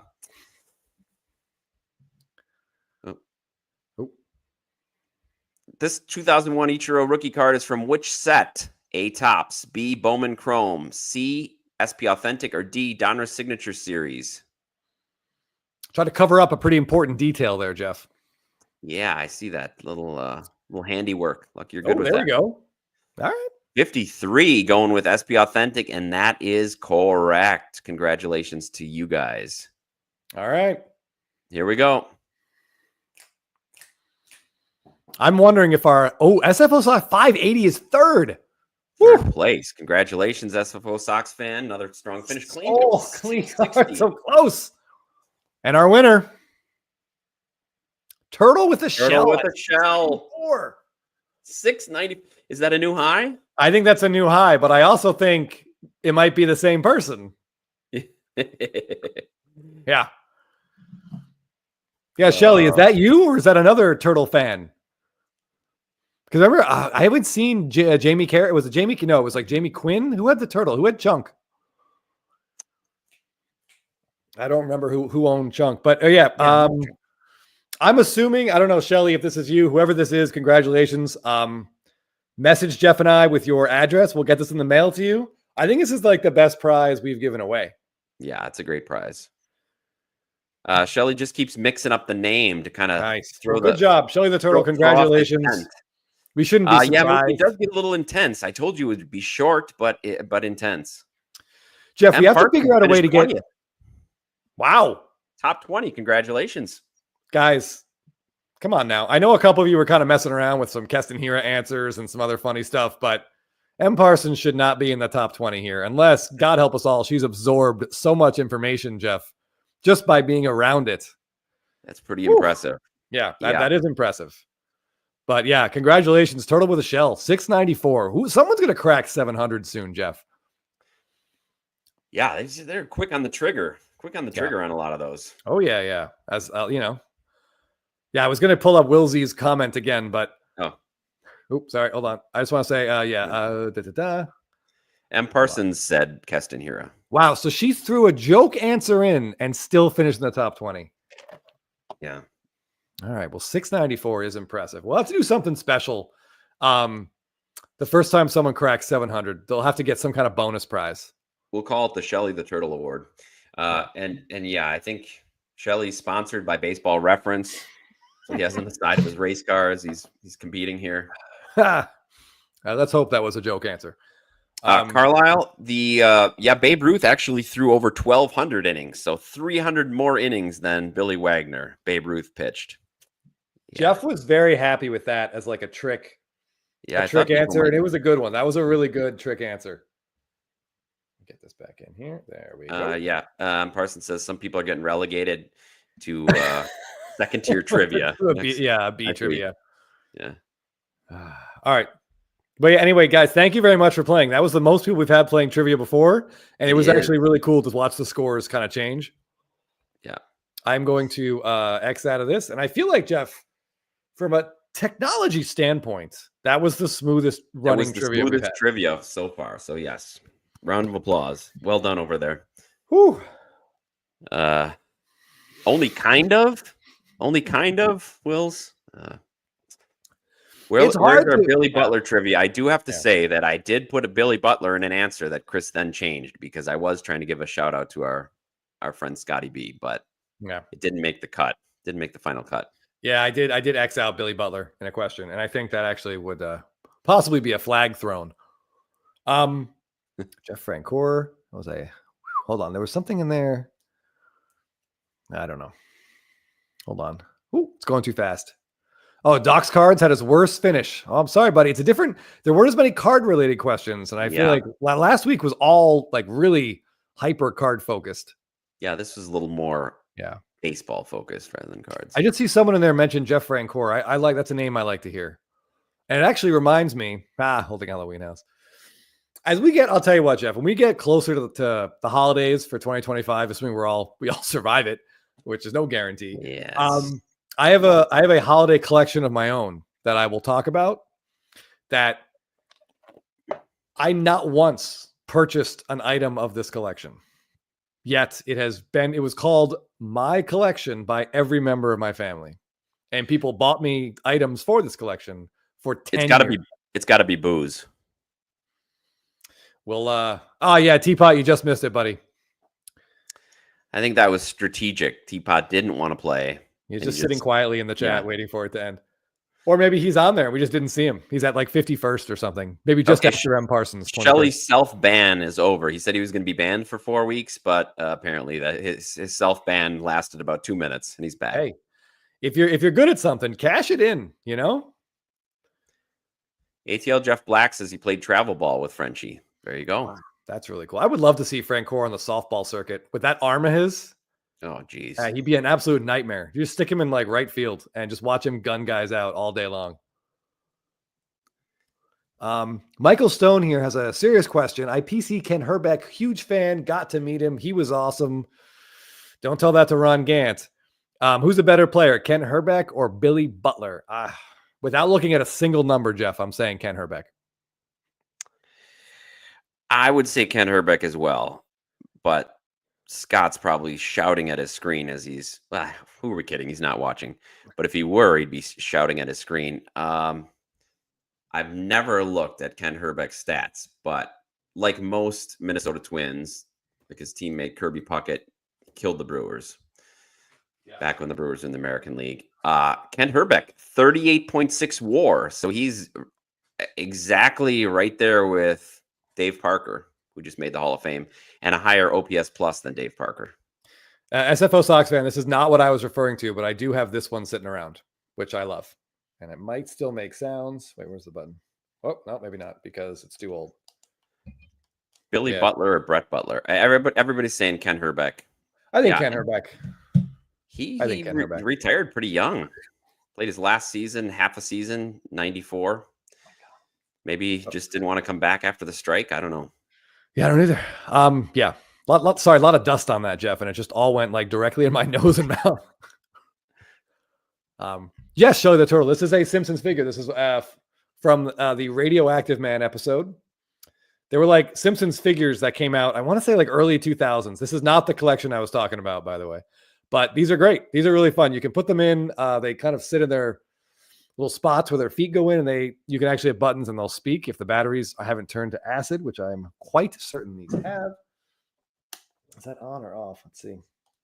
Nope, definitely not on. This is leaking battery acid. Yeah, my fingers are burning, Jeff. But yeah, some of those are really cool. There was a brief period of time where like sealed ones of those were, yes, Radioactive Man. But yeah, if I put batteries in there and it still works, you'll hear stuff like my eyes, the goggles do nothing, et cetera, et cetera. It's not Duff Man. Oh God, I love Duff, man. All right, I'm trying to poor Jeff. At some point, I am going to have to just like tie Jeff to a chair, a Clockwork Orange style, and just. I was just thinking Clockwork Orange and videos. pin my eyelids open. Although that'd be a lot of episodes to have eyelids pinned open. We don't have to watch them all. Just the first like 200, and we're good. Okay. Yeah. Oh, Chris C said he needs the original Transformers. I just saw that quote, and yeah, I used to have all my Transformers were destroyed by the time I was an adult. I don't know. I just played with them too hard, but I did at one point have like that Voltron, the original Voltron, in pretty good shape. And I don't know if I still have that. I might have to look through some boxes, but I love that show and I love that toy. I do have the Voltron, and I had the castle. I had the Castle of Lions. I think it's still in my parents' basement, to be honest. Man, I've been excited for like a live action Voltron remake. Best we've gotten so far is that Rick and Morty episode. Yeah, but it's in the works. Sterling K. Brown is we'll see. That sounds like they're really going ahead with it, but okay. Well, I hope they do. Shelly, to answer your question about the Rivera situation, I see that all charges were denied by Mariano Rivera and his wife. For those of you who haven't heard, he and his wife were sued. Their church was sued on behalf of a youngster who claimed there was some abuse going on, and they were trying to intimidate her or him or her into not talking about it. Unequivocally, they came out with a denial today, so it sounds like they're saying it's a money issue that somebody's blackmailing them, essentially. So hopefully it'll play out. However, that we just hope that maybe we're hoping no one was abused. Like I guess that's the thing we're hoping for. So yeah. I don't know. There's just not enough information to really. It sounds awful. Yep, sounds awful. Leave it there for now. Yeah, we'll let it run its course. I'm sure Yeah. So real quick here, Firestarter Break says, how do we feel about the Paul Skeens card pulled and yet no proof? PSA posted it today. The card does PSA posted it. It got a 10-10. Yep. Shelly's saying, before he forgets, whoever was looking for the Harris card, there's a True Blue First auto that ends in 24 hours, an SGC 9.5. What would you think about a True Blue First? That sounds great. Give me a True Blue. Like I said, a True Blue in a higher grade. Give me a True Gold in a lower grade. I want one of those, a real True Color like that. Or if I can't get those two, I'm going right to the Refractor, I think. Oh, man, there's some dog hair on that Simpsons figurine. Really got deep in my mouth. Dust, dog hair. Man, I got a vacuum out here. I really do. Firestarter, I'm sure they did the walkthrough service. It's a very high-end card. I do wonder, though, Jeff, the speed with which it was announced that it was pulled. Shouldn't it have been a white glove redemption? How fast did that go from? They must have been announced when the kid got the redemption back. I mean, I don't know. That's a good question. Yeah, because it was not a hard copy. Yeah, that's what Huddle's saying as well. So we didn't do this in the beginning, Jeff, because we got some really interesting Hall of Fame convo. I want to take a few minutes to talk about some cards we saw on Instagram this week. Is that great? All right. Yep. Michael's saying that Topps delivered it directly to PSA. Oh, so fantastic. I mean, take the middleman out. We're just going to damage the card. Yeah. I sweat so much. When Jeff and I are like prepping cards for PSA, I'm not allowed to touch them. I'm barely allowed to be around the table. Like perspiration just comes out of me. Like if Chris points at it too hard, a fingerprint gets on there. Yeah, it gets on. And poor Jeff is over there trying to wipe that off. Yeah, like get out of here. I just mixed the cocktails in the other room, and Jeff sends me pictures of the car. Yeah, this one's looking good. Yeah. All right. So let's get into some stuff we saw on Instagram, why we liked it, and I want to hear what your thoughts are. Yeah. Oh, wrong thing. Let's get that. There we go. All right. First up, if you saw, was it last week or the week before? I guess that doesn't really matter. I had talked about how I sort of fell accidentally into, which is a lie, attempting a Freddie Freeman gold. A heritage run. A heritage gold. Thank you. These words, Jeff. Yeah, I know. A heritage gold refractor run. And so I wanted to shout out nats.card.collection here, posting a really cool Bryce Harper heritage gold, numbered out of 5. I want to say it's 2015. I seeing that right? Yeah. 2015. And now I've handled a few of these Heritage Gold refractors, and I cannot imagine one being clean enough to get a PSA 10. But so this card must just look incredible in person. Well, there's two things. It either looked incredible in person and deserved the PSA 10, or the grader was so distracted by that hair on Bryce Harper's head that he just gave it a 10. Right? Yeah, absolutely. I see some questions in here. I want to just get to them really quick about the schemes being graded, what the fees would be. The fees would be astronomical. I don't know what the maximum fee is that PSA charges. 5K, 10K. Yeah, is there a maximum? I can see them just doing a percentage of whatever. But I mean, I think the probably if it was me, if Jeff and I had this card, we do not. If Jeff and I had this card, we would send it straight to PSA, I guess, as an option. But based on the Netflix show, I would send it right to Golden. Golden would have it graded at PSA, and then my PSA bill would just get paid when the Golden auction goes through. And I'm sure there's something like that. I doubt PSA, especially when you work money up front with or they even might have paid the fees. Casey Card Connection says, yeah, it's a huge win for a place like Golden to get this. Jacob's pointing out, Golden gives 105 and 110% of big cards like that. You can work out an individual deal with whatever auction house you want based on how much interest there is in your card. So that's especially if you're going through an auction house, they gotta have some sort of credit accounts with PSA. Yeah, I'm sure.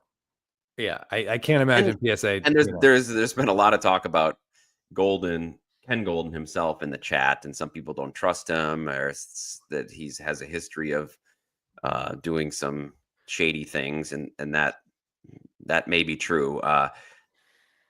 Still, also true is that if you want to maximize the most amount of money you'll get for life-changing money you'll get on a card like that, it's probably best to go through Golden. I would have gone through him and just been like, try to negotiate the fee down a little bit, and I think you probably could pull that off. I think he posted something saying he would donate their fee to the LA wildfire relief. Love it. I believe I saw that, which would only encourage us to use that more. Yeah, I did see some fun comments in here about the hair gel Bryce uses. It looks extensive. I'm sure it is. Cameron Diaz-esque, if you will. Or hopefully it won't. But it's good to see that. I believe, Jeff, in the year or so we've done the show, I think that KGK's comment here, that I believe that's our first Bridget Jones reference. We do enjoy a pop culture reference, but I think there's another Bridget Jones movie in the works, Chris. You'll be happy to know. Would that be 4? 4? I think the 4th, yeah. I'll be straight up honest, I enjoyed the first one quite a bit. I thought the fight scene is spectacular, like hilarious from beginning to end and extremely realistic. I didn't make it through the second one, but the first one I thought perfectly enjoyable movie. I've not seen it. Of course not. Hard to say. Okay. Sports Guy Corey, yes, absolutely use penny sleeves in the card savers. Your card's much less likely to get the surface to get any sort of dings. Yeah, for chrome's 100%. I've seen, we had a gentleman give us some vintage cards to sub, and I think he gave them to us no penny sleeves. And I don't know what can happen with like a vintage card in a card saver. I'm trying to think about like an older card. I'm not sure, but anything chrome or new, 100%. Penny sleeve in there. Yeah, and some people don't for the vintage cards because there's some that don't fit in a regular penny sleeve. Right. Yeah, it's true. Sticking out the top of it, or they're too wide for it. So in that case, I would probably try to find penny sleeves that fit. I'm sure they make them fit, but there is a penny sleeve trick, which I will. Let me just pull this up really quick, just in case. Our good buddy Teapot taught me this at Cards HQ. When you're putting a card in a penny sleeve, this is a moment that literally just brings anxiety to me. Especially a paper card. Oh, a paper card in a penny sleeve with like dark borders. Oof, it's nerve-wracking. You just put your finger in. Oh boy. You just you flick from the inside out. I don't want to hear any comments. Wilsey or John don't want to hear it. SFO Sox fan, let's keep it, we know what we're talking about, a penny sleeve. And you just flick. You flick out and it sort of separates the edges here. And then the card will just, the second corner, which is the trouble corner, just slides right in. You can also just cut the corner. You want to find a card and show it? Oh, yeah, sure. So I'll actually just use this Ichiro. That is going to, so here we go. Let me flip this around. So the first corner obviously goes in, without a problem. But Yeah. now that this edge here is ripped, the second corner can just slide in unencumbered. Good word. Yep. Now the only issue is the buzz that I've got going, which can be a problem. But yeah, so feel free. Use that. I've also seen a lot of people sub cards. They'll just take their penny sleeve and cut this corner.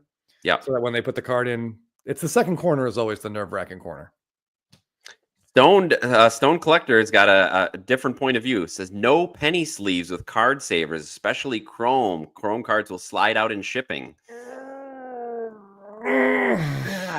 Okay. I mean, to each their own. To each their own. But, I strongly disagree with that. I would you could put your card savers in. They make team bags that are big enough to cover the card saver. You could also painter's tape the card saver shut. And they just stay in. They usually stay just in. If you have a new card saver, they're going to stay in. So yeah, that makes me a little nervous, Jeff.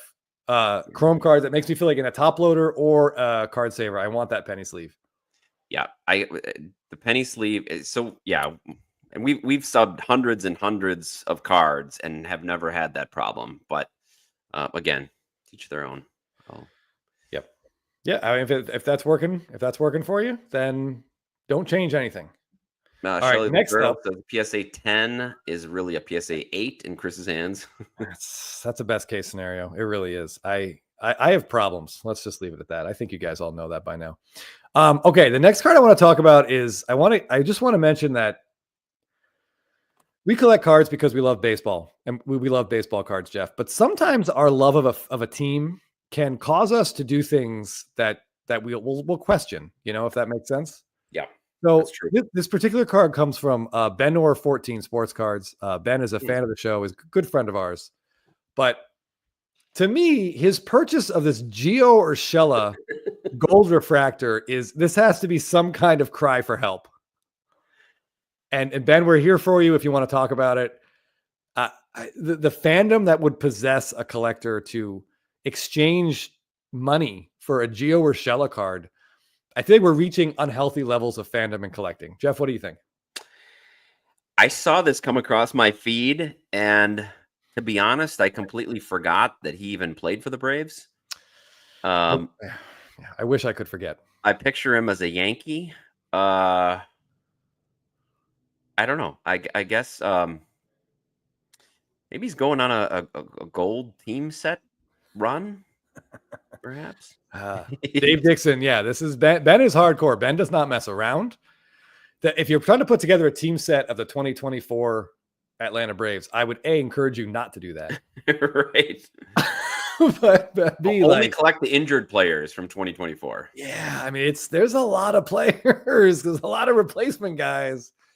A good chunk of a Chrome update has got to be backup Braves, replacement Braves.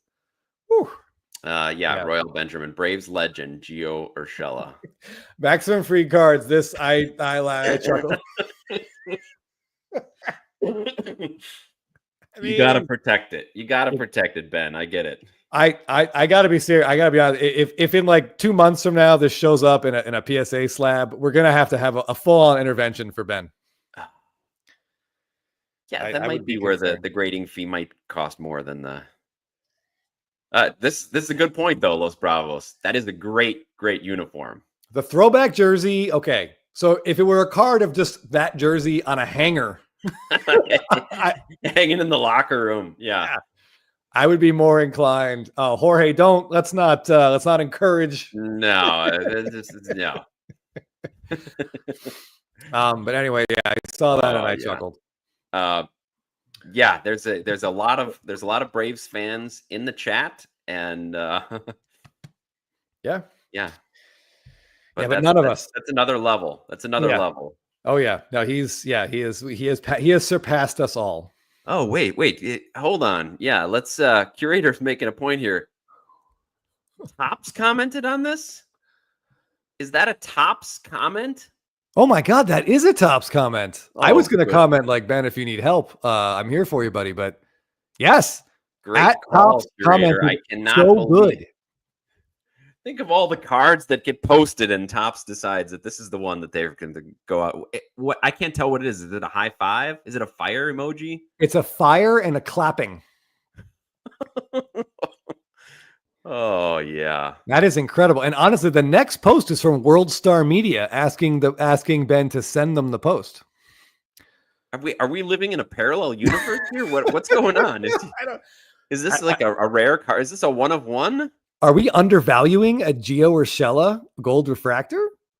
Jeez. Wow. And then Ben doesn't even reply to either of these comments. He's just Now I have so many questions. I wish Ben were here. We'll have to send him a timestamp so he can get to the bottom of this for us tomorrow. Yes, but yeah, if you're watching later on, please put in the comments, because I'm sure a lot of people want to know what's going on with this card. Adam Parsons says, "Oh, Topps, this could be a Y Topps Y, Chris." Yeah, I mean, this was posted 2 days ago. If 2,000 cards were posted on Instagram 2 days ago, this would have to be like, in value wise, like what, 1,999th, maybe. What are the hashtags on there, Chris? Let's see. Sox fan was asking. We have to learn these magic hashtags that'll get Topps to notice. Well, he does hashtag Topps, hashtag Topps baseball, hashtag Topps Chrome, hashtag Topps Chrome baseball, hashtag Topps Chrome gold. Yeah, I mean, hashtag Top, please like this. He has hashtag who do you collect? I think he needs to add hashtag why do you collect? This is more of a why question than a who. But anyway, so I honestly, congrats to Ben. Ben got recognized by Topps for his Gio Urshela collection. Yeah, they were probably as shocked as anybody.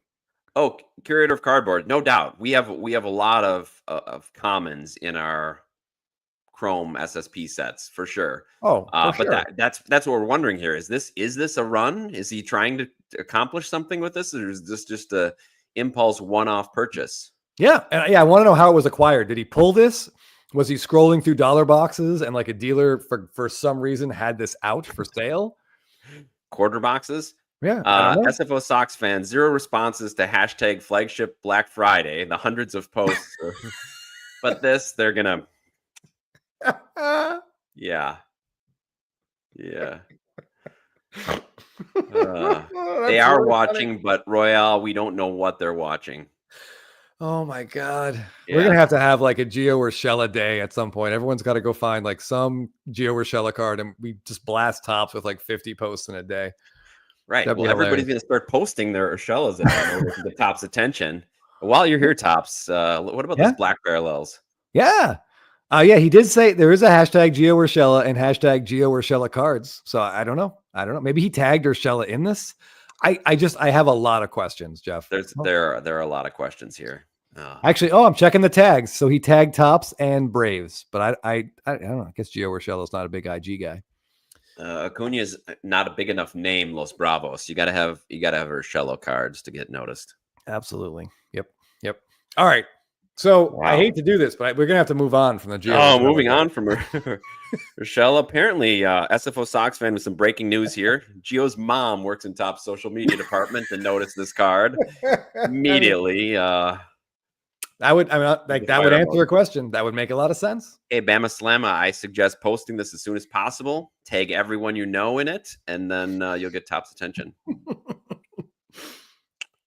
Oh, man. Honestly, I'm starting to, the more I look at that card, Jeff, the more I'm like, maybe I should get a Gio Urshela card. That uniform. The uniform does look good. It really does. Okay. Next up, obviously, there's a lot of really cool Ichiro stuff this week. So I grabbed a couple Ichiros that kind of stood out to me. The first one comes from Aloha State Cards. Oh, an excellent account. Yes. Great account. Guy lives in Hawaii. We're very jealous. But this is just a cool Ichiro 2019 Stadium Club image variation. ISP, SSP, whatever you want to call it. Is it just the Kingdom? Yeah, I think that's couldn't be the Kingdom. Right? Shouldn't be. I don't know. Oh, no. Maybe it's in Japan, probably. Probably in Japan. I don't know. It just says PSA just says waving, which really doesn't help us figure out where he is here. But I think this is a pretty great sort of microcosm of the media blitz that followed this guy everywhere he went for like 15 years. Yeah, there's something to be said, and I know some naysayers this week were talking about his his low career OPS plus and Sure.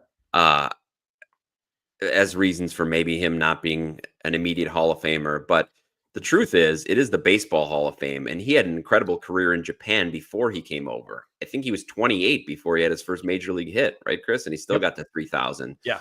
So just for the body of his work and what he brought to the field and the enthusiasm and the media circus, he's a no-brainer Hall of Famer, in my opinion. Absolutely. I mean, thanks, Shelly. Yeah, thank you, Shelly, for this is from the Tokyo series. They did at the start of the 2018 series. Season. But like, yeah, is he like one of the greatest power hitters of all time? No. Does he have an impressive OPS plus? No. But this dude had 272 base hits in 162 games. That is absolutely absurd. Like, he's that guy that just like, you cannot get him out. Like, he's not gonna, maybe he could hit more home runs, but he didn't. What we'll judge him by what he actually did. Well, they talk about that in the in BP, where he'd just be launching bombs. There's a great YouTube video or IG video either way, but like, yeah, he went to like a high school field and he was like pitching BP to the kids, and then he took BP and just like broke windows and houses across the street or something. Yeah, I think you're overselling it a little bit, Chris. I think he had 10 fewer hits than you mentioned. I said 272. Yeah. Was it 262? Yeah. Oh, all ATL right. Jeff Black is also agreeing with me. All right. Well, yeah, ATL Jeff Black is usually pretty good on the numbers if I'm slightly off. Amori Smith asks CC Sabathia about his power. Yeah, did you see that story, Chris? Yes. 2 home runs off him. Oh yeah. Yeah. Listen, I'll be honest with you, Jeff. I'm within 10 and I'm legitimately 5 shots deep here. So that's not bad. No, that's pretty impressive. Harry the Bear says Ichiro probably never had a 3-hit inning, Chris, like you did the other night. So wow. Harry the Bear, I appreciate that, and I needed that. I came home, our game on Wednesday, I came home and I told my wife, like, I'm embarrassed at this point. Like, it's just I can't make myself work to get better at it. I just don't have the energy to care.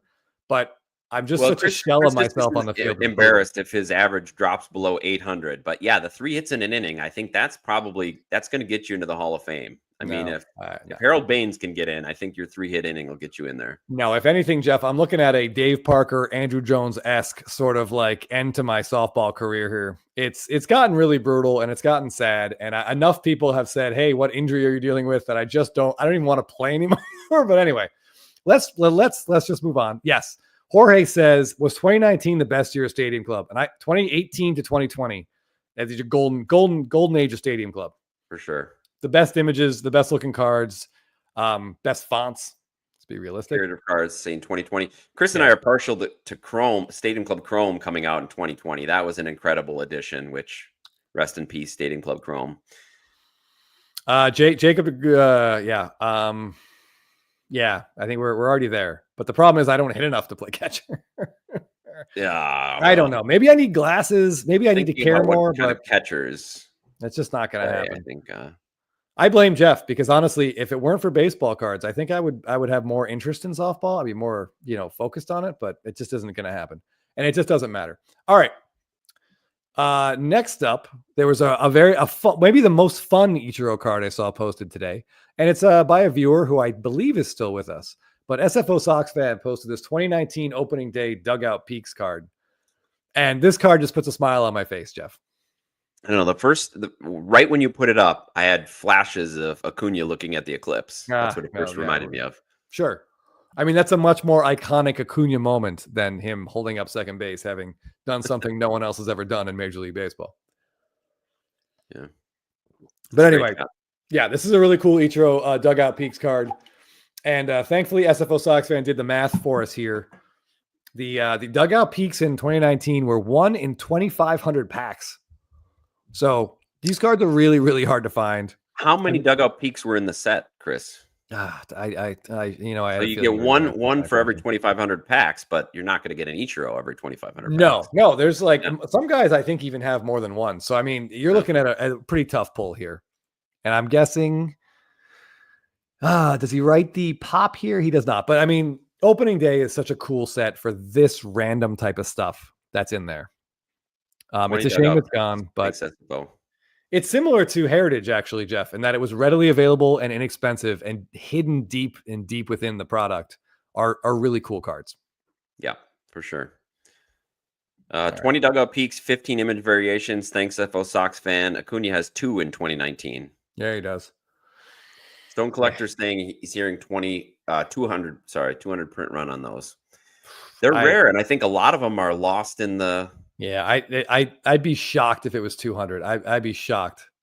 There's definitely not that many out in the wild. No way. No way. No one knew what these were back then. And mostly that was a product geared towards kids. It was like an early year release. It was very inexpensive. Yeah. And it's a cheap rip still. We actually ripped a couple of retail boxes of this at the last Burbank show, Jeff. Just hoping for a rarity. Yeah. No, but for the price point, it was a good time. It helped a cocktail go down. All right, one more Ichiro card. This one comes from, of course, our good buddy Cardboard Showcase.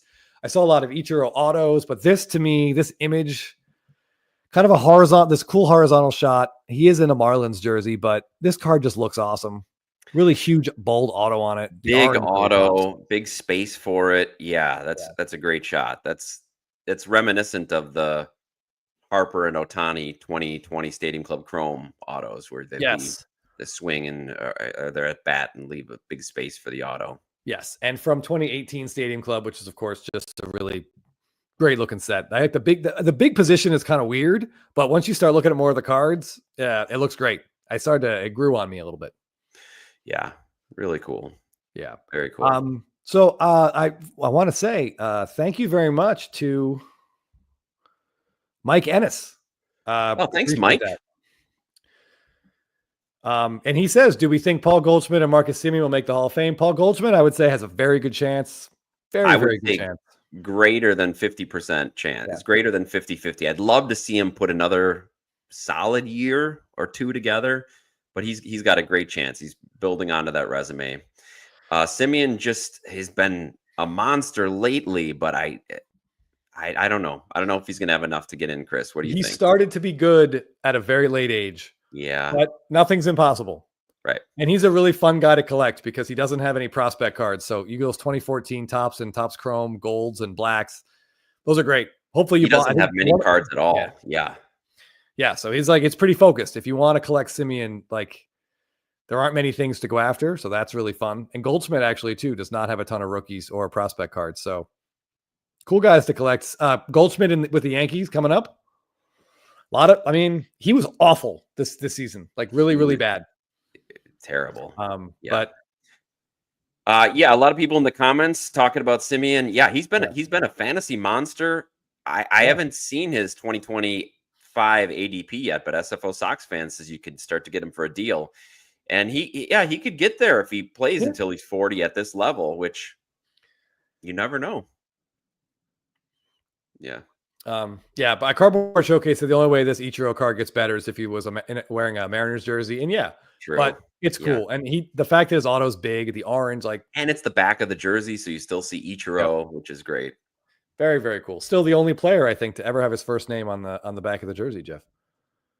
I think. Now that I've said it, I hope I'm not wrong. Yeah, I think you're right. I was trying to find out today when they started just putting Ichiro on cards, but I couldn't find an exact good question date of that. Well, speaking of back of jerseys and glutes and card numbers, etc., Vintage Modern Cards posted this is the last Ichiro card I'm going to share tonight. Posted this 2015 Topps update. And I want to share this card for two reasons. One, the image is kind of cool. On deck circle. No sledgehammer, though, Jeff. No sledgehammer. The PSA description of this card is terrible. Back image? Yeah. Back image. What I don't know what that means. But they're so inconsistent even with that. I've seen back of jersey before. Yep. Back image. Yeah, I don't know. But this is just a pretty rare card, very cool. Again with the Marlins. I guess as his career, early in his career, there were a lot of image variations anywhere. So most of his SPs are going to be, with the Marlins, I guess, unfortunately. Yeah, that's true. But this is a cool card, despite PSA not knowing what to call it. I like it. Okay. All right. Quick shout out here to Sharp Corners, who shared this Mike Yastrzemski SSSP from 2021 Topps. I told him he's got to share it again on February 6th for our next SSB Thursday. Yes. But this is very cool. When your grandfather's an all-time Hall of Famer and you make the big leagues and you're on a baseball card with him, like how cool is that? They should have thrown some autos in there. That'd be great. So there's a similar image in Stadium Club with him and his grandfather, and there are autos of that, but just for Mike. We needed like a numbered at 10 with both of them signing it, Jeff. Yeah. But that was cool. Those are a couple long names. If I haven't seen Yaz's signature, that'd be a lot of space to fill up on there. But yeah, 2021 Topps has a lot of really rare cards with multiple generations on them. Same year of the Guerrero with his dad and Griffey with his dad. And I think there's a Biggio in update as well. Yeah, the father-son series for sure. Okay. All right. Next up, I feel like we have talked about Tim Lincecum quite a bit on our show. Yeah, somebody was asking earlier about his Hall of Fame chances too. What a shot. Yeah. So I wanted to say this comes from Bacco Trading Company _PC, and Bacco is BAKO, Trading Co _PC. The 2010 Bowman Chrome set has incredible images on it. And this Tim Lincecum is that's a special card. That's very cool. And he talks about it here, how he bought this for $2.74, including shipping. And a big Giants fan, and he just liked the card. What a great shot. Do they have parallels in that? I wonder. Oh, there's definitely parallels. And I was actually going to show very recently, I picked up this card, which ties in nicely. We try to get a little narrative going here. I'll just leave it in the one touch. And I'm going to close this for a sec. So I grabbed this Joey Votto off of eBay. Yeah. Gold. This is 2010 Bowman Chrome in a gold. And I love this. You can see look how choked up he is. This is classic Votto. Yep. It's like a tight horizontal shot. I just thought this looked incredible. And it was like $50 for a gold. So if there were guys UPC, I think we've talked about 2011 Finest a lot, Jeff. Yeah, we have. Being a really good looking set. I think 2010 Bowman Chrome. I'm going to have to look at that. I don't know much about that set at all. Yeah, I mean, I don't. I'm not sure it was prospect heavy or not, but there are great. The images are. There's a Manny Ramirez on eBay right now. If you're a Manny fan, take a look. Same kind of deal as Votto. It's horizontal. Let me get the glare out of here. But this card just looks great. So if you like someone who was active in 2010, I highly recommend we look up 2010 Bowman Chrome and see what you can find, because it's not expensive and the cards look incredible. Almost stadium club quality images. That's cool. Possibly a lot of horizontal shots. I'm sorry? Yeah, a lot of horizontal. Yeah. A lot of horizontal. Probably because, Jeff, there was no stadium club back then. Yeah. Yeah. Okay, so yeah, this was the Lincecum. I'll throw that back up there. Just very cool. I mean, look at that. That's awesome. Yeah. Great you shot. Can read the whole jersey. Love the photo that this person took as well. Like, it really caught the refractor shine on it. Oh yeah. All right, one more. This one came up yesterday, and I know a lot of people shared it on Instagram, and it stopped me dead in my tracks. So I'm gonna throw this one up here. This comes from Bleecker Street Cards. Oh geez, yeah. Ooh. And here are three. Maybe the three of the most important African American baseball players of all time. These are their rookie cards, and they are all autographed, and they're all like authenticated autos from PSA. An absolutely incredible Instagram post, an incredible collection. Every single comment I read was like, I cannot believe all three of these are in one photo, in one place at one time. Jeez. That's incredible. What year is that, Jackie? Ooh, I think the 1950 Bowman is the Jackie. Satchel Paige is 49 Bowman, and the Larry Doby is 48 Leaf. Love the big, bold Larry Doby auto. Yes, that's definitely the brightest pen. It looks like the Satchel Paige and Jackie Robinson are almost in ballpoint pens. Yeah, definitely Jackie seems that way. Yeah. But I mean, these cards are incredible. This one stopped me dead, and I looked at it for a little while. That's and then I thought about some of the autos in my collection, and I'm like, what the hell am I doing? That's what Shelly says. This makes me hate my collection. This stuff is just amazing. Yeah. And I'm like, well, look at this Freddie Freeman auto that I have that's on this jumbo card. How cool is amazing. This? But your Funderburk auto collection might the Cody Funderburk, and kudos for pronouncing his name right, Jeff. But yeah, those cards are all cool. And yeah, I've seen some people in the comments. Yeah, totally agree. Curator, going back to 2010 Bowman Chrome, Curator cardboard is, limited parallels. Love that. Yes. Very cool. I don't think there's like a huge, Buster Posey might have a card. I know he's got a paper one, but I'd be curious to see what a box would go for now, Jeff. I think it'd be really fun too. That'd be fun to open. Really fun to rip. Really fun to rip. I mean, as long as we know we're not getting anything, we're not getting our money's worth in opening current wax, we might as well. Oh, certainly not. SFO Sox fans says Soderstrom, 40 bombs in Sacramento. Yeah, it's not out of the realm of possibility. Yeah. Shoot, that's gonna okay. This actually is visible. So we were talking about that set. This is what the Manny Ramirez card looks like, and I feel like I just mentioned this because I saw it recently. If you're a Dodger fan, like that's pretty great. Yeah, I wasn't expecting a Dodgers Manny Ramirez. That's cool. Yeah, no, like I said, there's some really great images. It's a set that definitely I think warrants, with the price of wax that we're dealing with today. I feel like that's an older set that warrants some attention. Like go back and just take a look. There's some really great Phillies cards. I think the Ryan Howard is pretty cool. So Halliday should be in there. Cliff Lee should be in there. Altlee's going to have a card. Rollins. Like there's going to be, the checklist is good. David Wright actually has a pretty cool one I saw recently.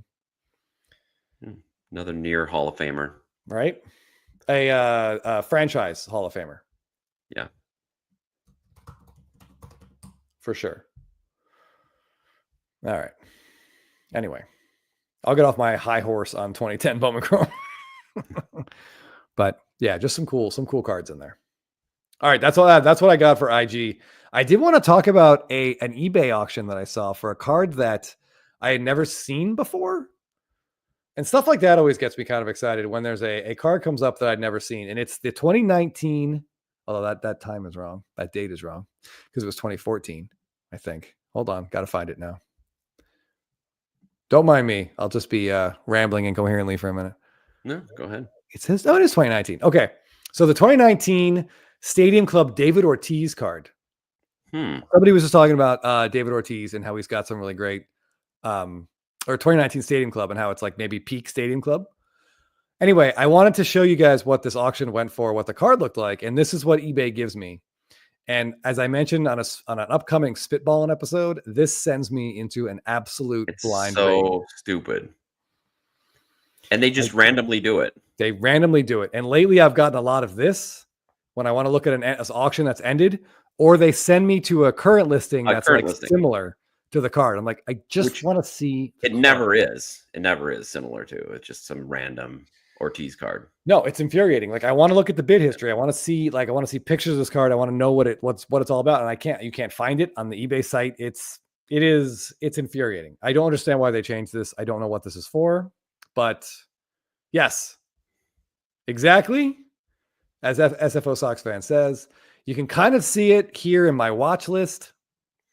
All right, you keep ranting. I'll be right back. Okay. It's a tiny little card, unfortunately, on my page here. But yeah, it's David Ortiz in the dugout hugging Dustin Pedroia.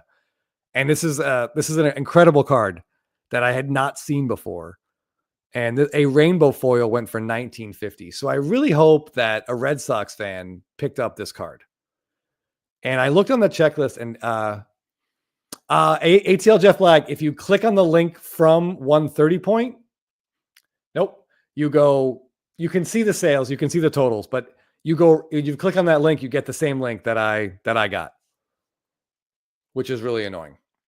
Like sometimes the link is just dead. It won't take you to the old auction. And I don't know why that is, but I was bummed. I looked this one up. There's no autos on the checklist, which is too bad.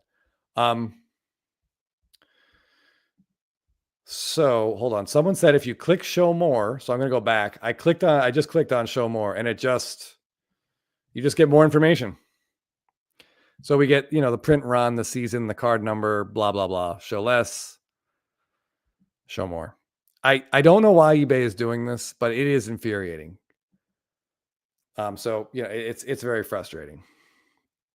Oh, okay. So a couple interesting comments here. Tanner Klein says, yeah, there's a cool 2017 Ortiz rainbow foil on eBay. That's probably worth looking up if you are a Red Sox fan. And Shelly the Turtle, I'm really glad you asked because I wanted to mention this. So in 2023, there is a Jason Varitek card that's him hugging Keith Foulke at the end of the 2004 World Series, ending the curse, if you will. and it was a phenomenal card. And Jason Varitek autos were on the checklist, and I never saw one. The only auto I ever saw, Jeff, was a box topper auto, and I only saw one come up on eBay. Yeah, do you think they didn't make those? I don't know. Or they were so rare, no one ever pulled one. Like, I have no idea. But I mean, I was so excited to see that for Red Sox fans. I mean, if it showed up for $20, I was going to snatch it 100%. But that belongs in the hand of someone, you know, who was like hugging their grandfather and watching that happen.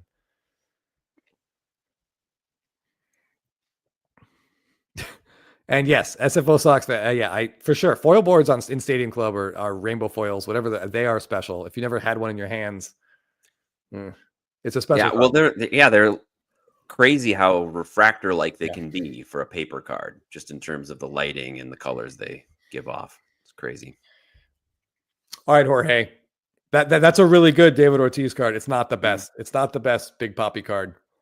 All right, it really isn't. And Jeff, if you want to tell him what the best David Ortiz card is, because I am going to. I wish he would have said this earlier, because I could have pulled it up. Let me try to pull it up. If anybody in the chat can guess what I'm going to pull up or attempt to pull up.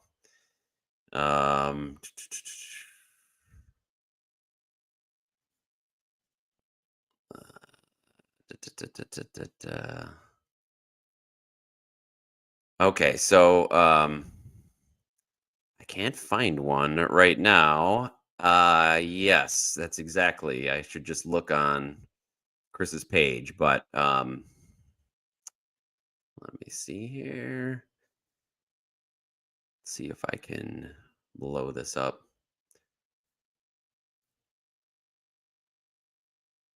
Oh, I'm getting the same eBay thing to shoot me over. It's essentially the. I'll just show this one. It's the flag speech, but it's the chrome version. Oh, now that's gone. Now that's gone. All right, bear with me. Let me see.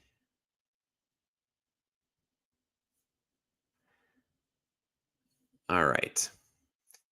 Oh, man, that's so small you can't even see it. But it's this image, but in the Topps Chrome.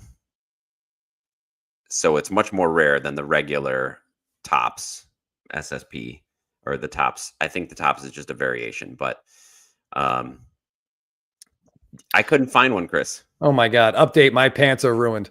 But jeez. And you know, sometimes we're playing a dangerous game here, Jeff. Sometimes we make it, sometimes we don't.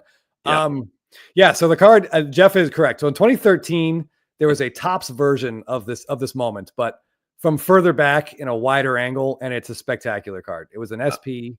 It's not super rare, but it's still very expensive. A raw is going to run you a few $100 on eBay, and a PSA 10 is like. And Shelly just sent it. So all right, great. Yeah, I was just going to try to pull up the PSA 10 on my Instagram, but yeah, this is by far. So the paper one, like I was saying, even a PSA 10 of the paper one is going to run you close to $1,000, just because of the moment. It's so iconic. You look at that card, you can hear David Ortiz. We try to keep our show PG-13, so I won't repeat what he said. But all right, come on, I'm almost there. Did it come up? All right, it came up. Okay. Yes. He's Shelly's throwing an offer your way. If you want to sell that Ichiro to buy a new pair of pants, I understand. That's all right. You know, we only need so many pants anyway. But yeah. So yeah, this is, I think last I looked, Jeff, the PSA 10 pop on this is up to 4. And I think there's 1 or 2 9s. The total print run is somewhere between like 20 and 30. These are really, really hard to find. And it's a very special card. I would say if there's 25 of these and 15 are out in the wild, 12 of them are in New England right now. Yes. And incredibly hard to find. I mean, it's hard for me to find online, but also a hard card to find in person. The paper version, Michael said, there's up to 1K. Are they really that expensive already? For in a PSA 10, I mean, People buy that card and it goes in a PC and gets locked away, and you don't see them. Yeah, none are in San Francisco currently. Yeah, we've seen a couple have moved around, in the last 12 months, but the prices get crazy because you just don't see it. And it's pretty iconic. Like David Ortiz, we could argue does a DH. Jeff and I don't like relievers in the Hall of Fame. So you want to tell me a DH doesn't belong in the Hall of Fame? I'll listen. We could have that conversation. But this dude hit over 500 home runs. Probably one of the top 5 postseason performer of all time. Postseason did it, and he retired essentially at the peak of his career. His poor feet just couldn't help him anymore. I think he had was it the best last season? He's one of the best last season, especially it was like 39. Yeah, I mean Bonds had a hell of a last season too. I'm still shocked. True. No American League team signed him to be their DH, but that's a separate conversation we could have somewhere else. This image of David Ortiz in front of the flag, it only existed in 2013 Topps and 2013 Topps Chrome. And then irritatingly, Topps brought it out again in 2022 Stadium Club. I really wish they hadn't done that, but at least they cropped it differently. And I think it's a slightly different moment, if you will, but the same event. But the vault on this should be closed. Yeah. Like this image should never show up in another set ever again. Yeah, there are probably some people at Topps being like, these guys are always complaining about having good images, and then we put a good image on again, and they're mad about it. But it should be limited. Yeah, stuff like this, like really, we just don't want to see it again. And that's not true. Jorge's saying there's a 2022 Stadium Club Red PSA 10 for $300. He wants you to pull up on eBay. Yeah, I'm looking right at it. Get rid of your if you drop your thing. If you stop sharing, I'll share mine. Yeah. Woo. I tell you. Okay. Red foil. Yeah, here we go. Card Connection pulled the gold minted of this one. Yeah, the gold minted of this would be incredible. But the red foil, it looks really good. It looks good. I don't know, and Jorge, you could tell us, is David Ortiz on the auto checklist here? I think I've seen some of the chromes with a sticker up though, but that does nothing for me at all.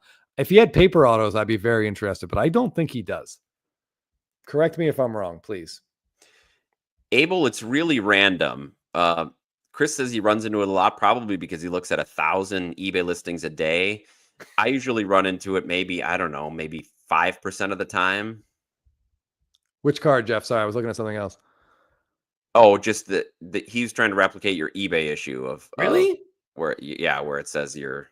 Oh man! Well, can we switch accounts? Yeah, can we switch eBay accounts? Because this drives me absolutely crazy. Every card I want to talk about that ended in the last week, it just kept. That's all I got. I got that over and over and over again. Or I got the here's a similar card you might want to bid on, which I don't want to bid on. But anyway. Jorge says they have stickers. Yeah, they have the chrome. Yeah, there's gonna be chrome autos with stickers. Yeah. Meh. I'd rather just give me the gold minted instead. But again, I'd rather just keep the stick with the 2013.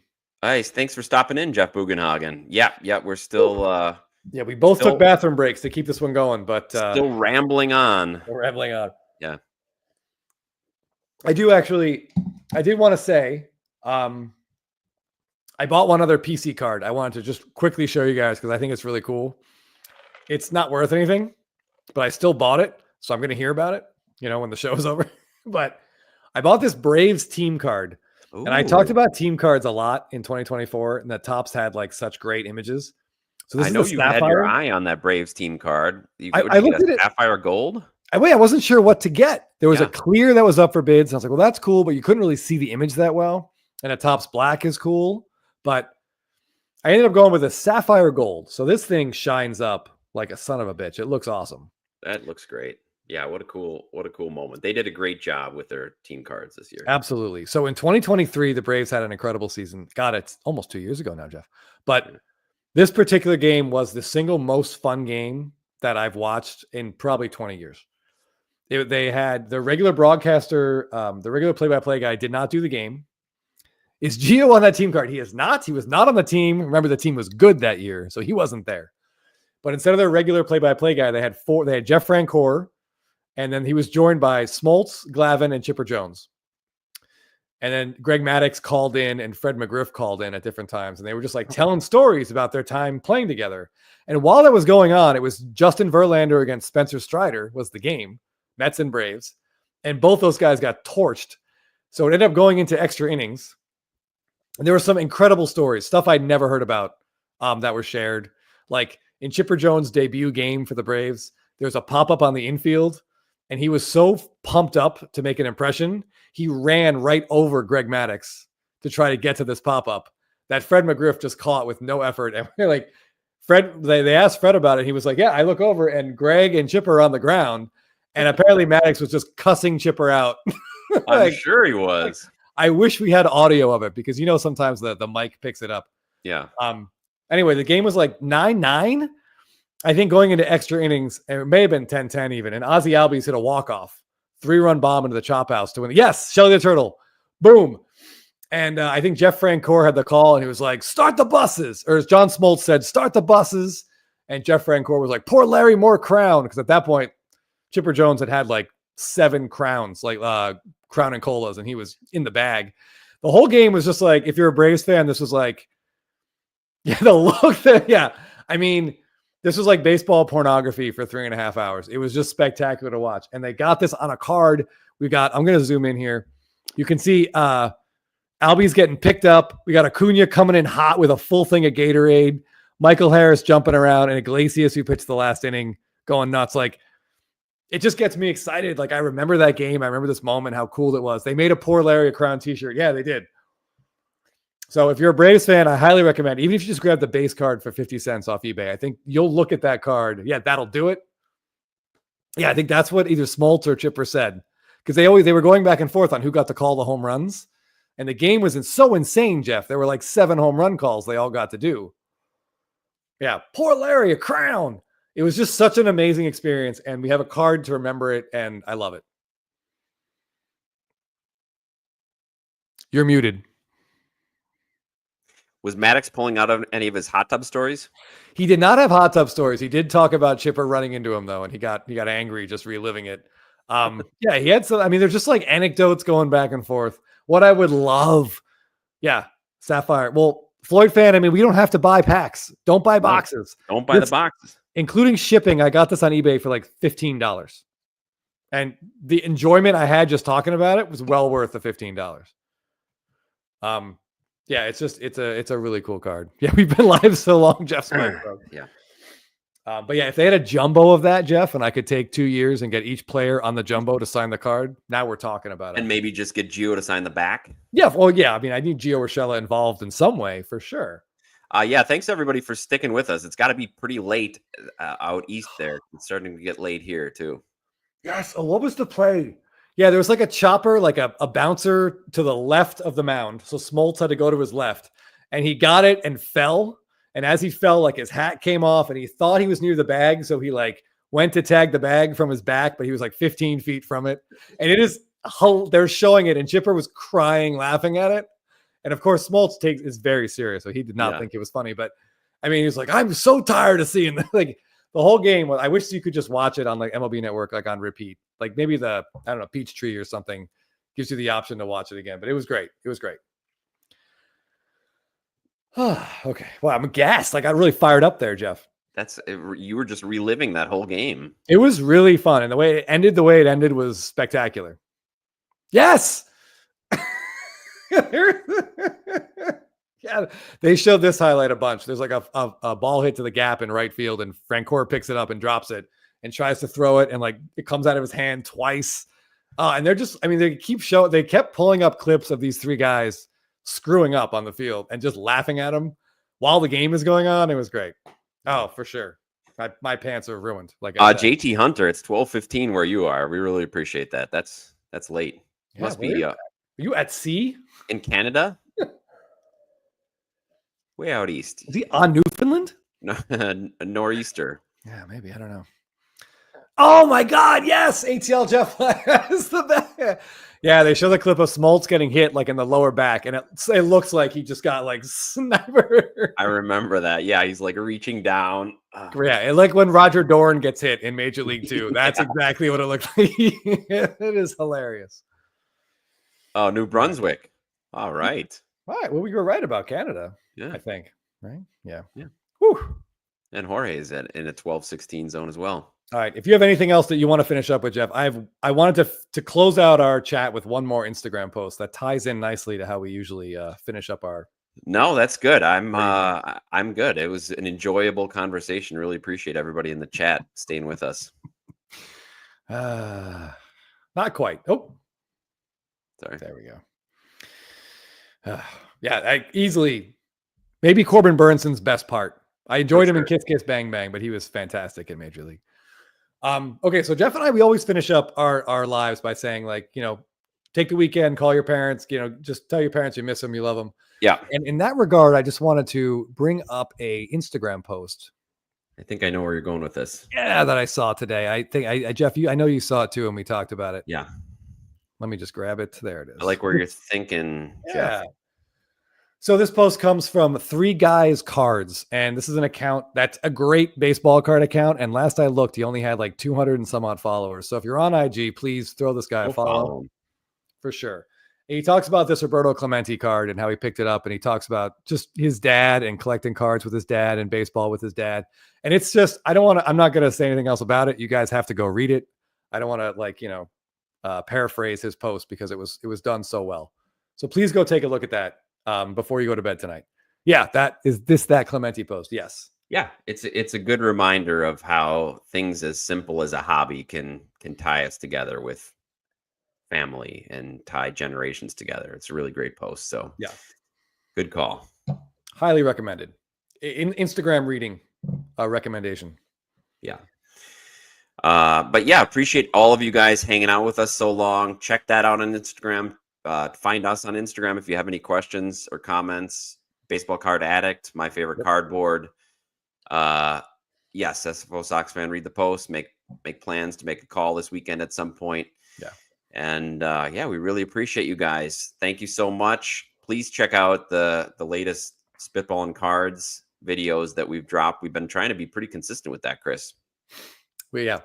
We've been doing a pretty good job. We've gotten better at it. Yeah. It's hard to get 4 guys with lives and family. Well, actually, I should say 4 guys with lives and families and me, in one place to do videos, but we figured it out. So please check that out, and please hit the like and subscribe if you've not already subscribed. Chris, we passed 3,000 subscribers, which is really cool. So instead of just me and Chris talking baseball cards, now there's a lot of you subject to it. So yes. Really appreciate everybody, and we'll see you next week. I think we've got one more week before SSP Thursday, don't we? Yes, 2 weeks away. 2 weeks away. Start planning now. Yeah. All right, everybody. Thanks so much, and we'll talk to you here again next week. Yeah, sounds great. All right. Hold on. How about a little bit of this to end us? Oh, take us home.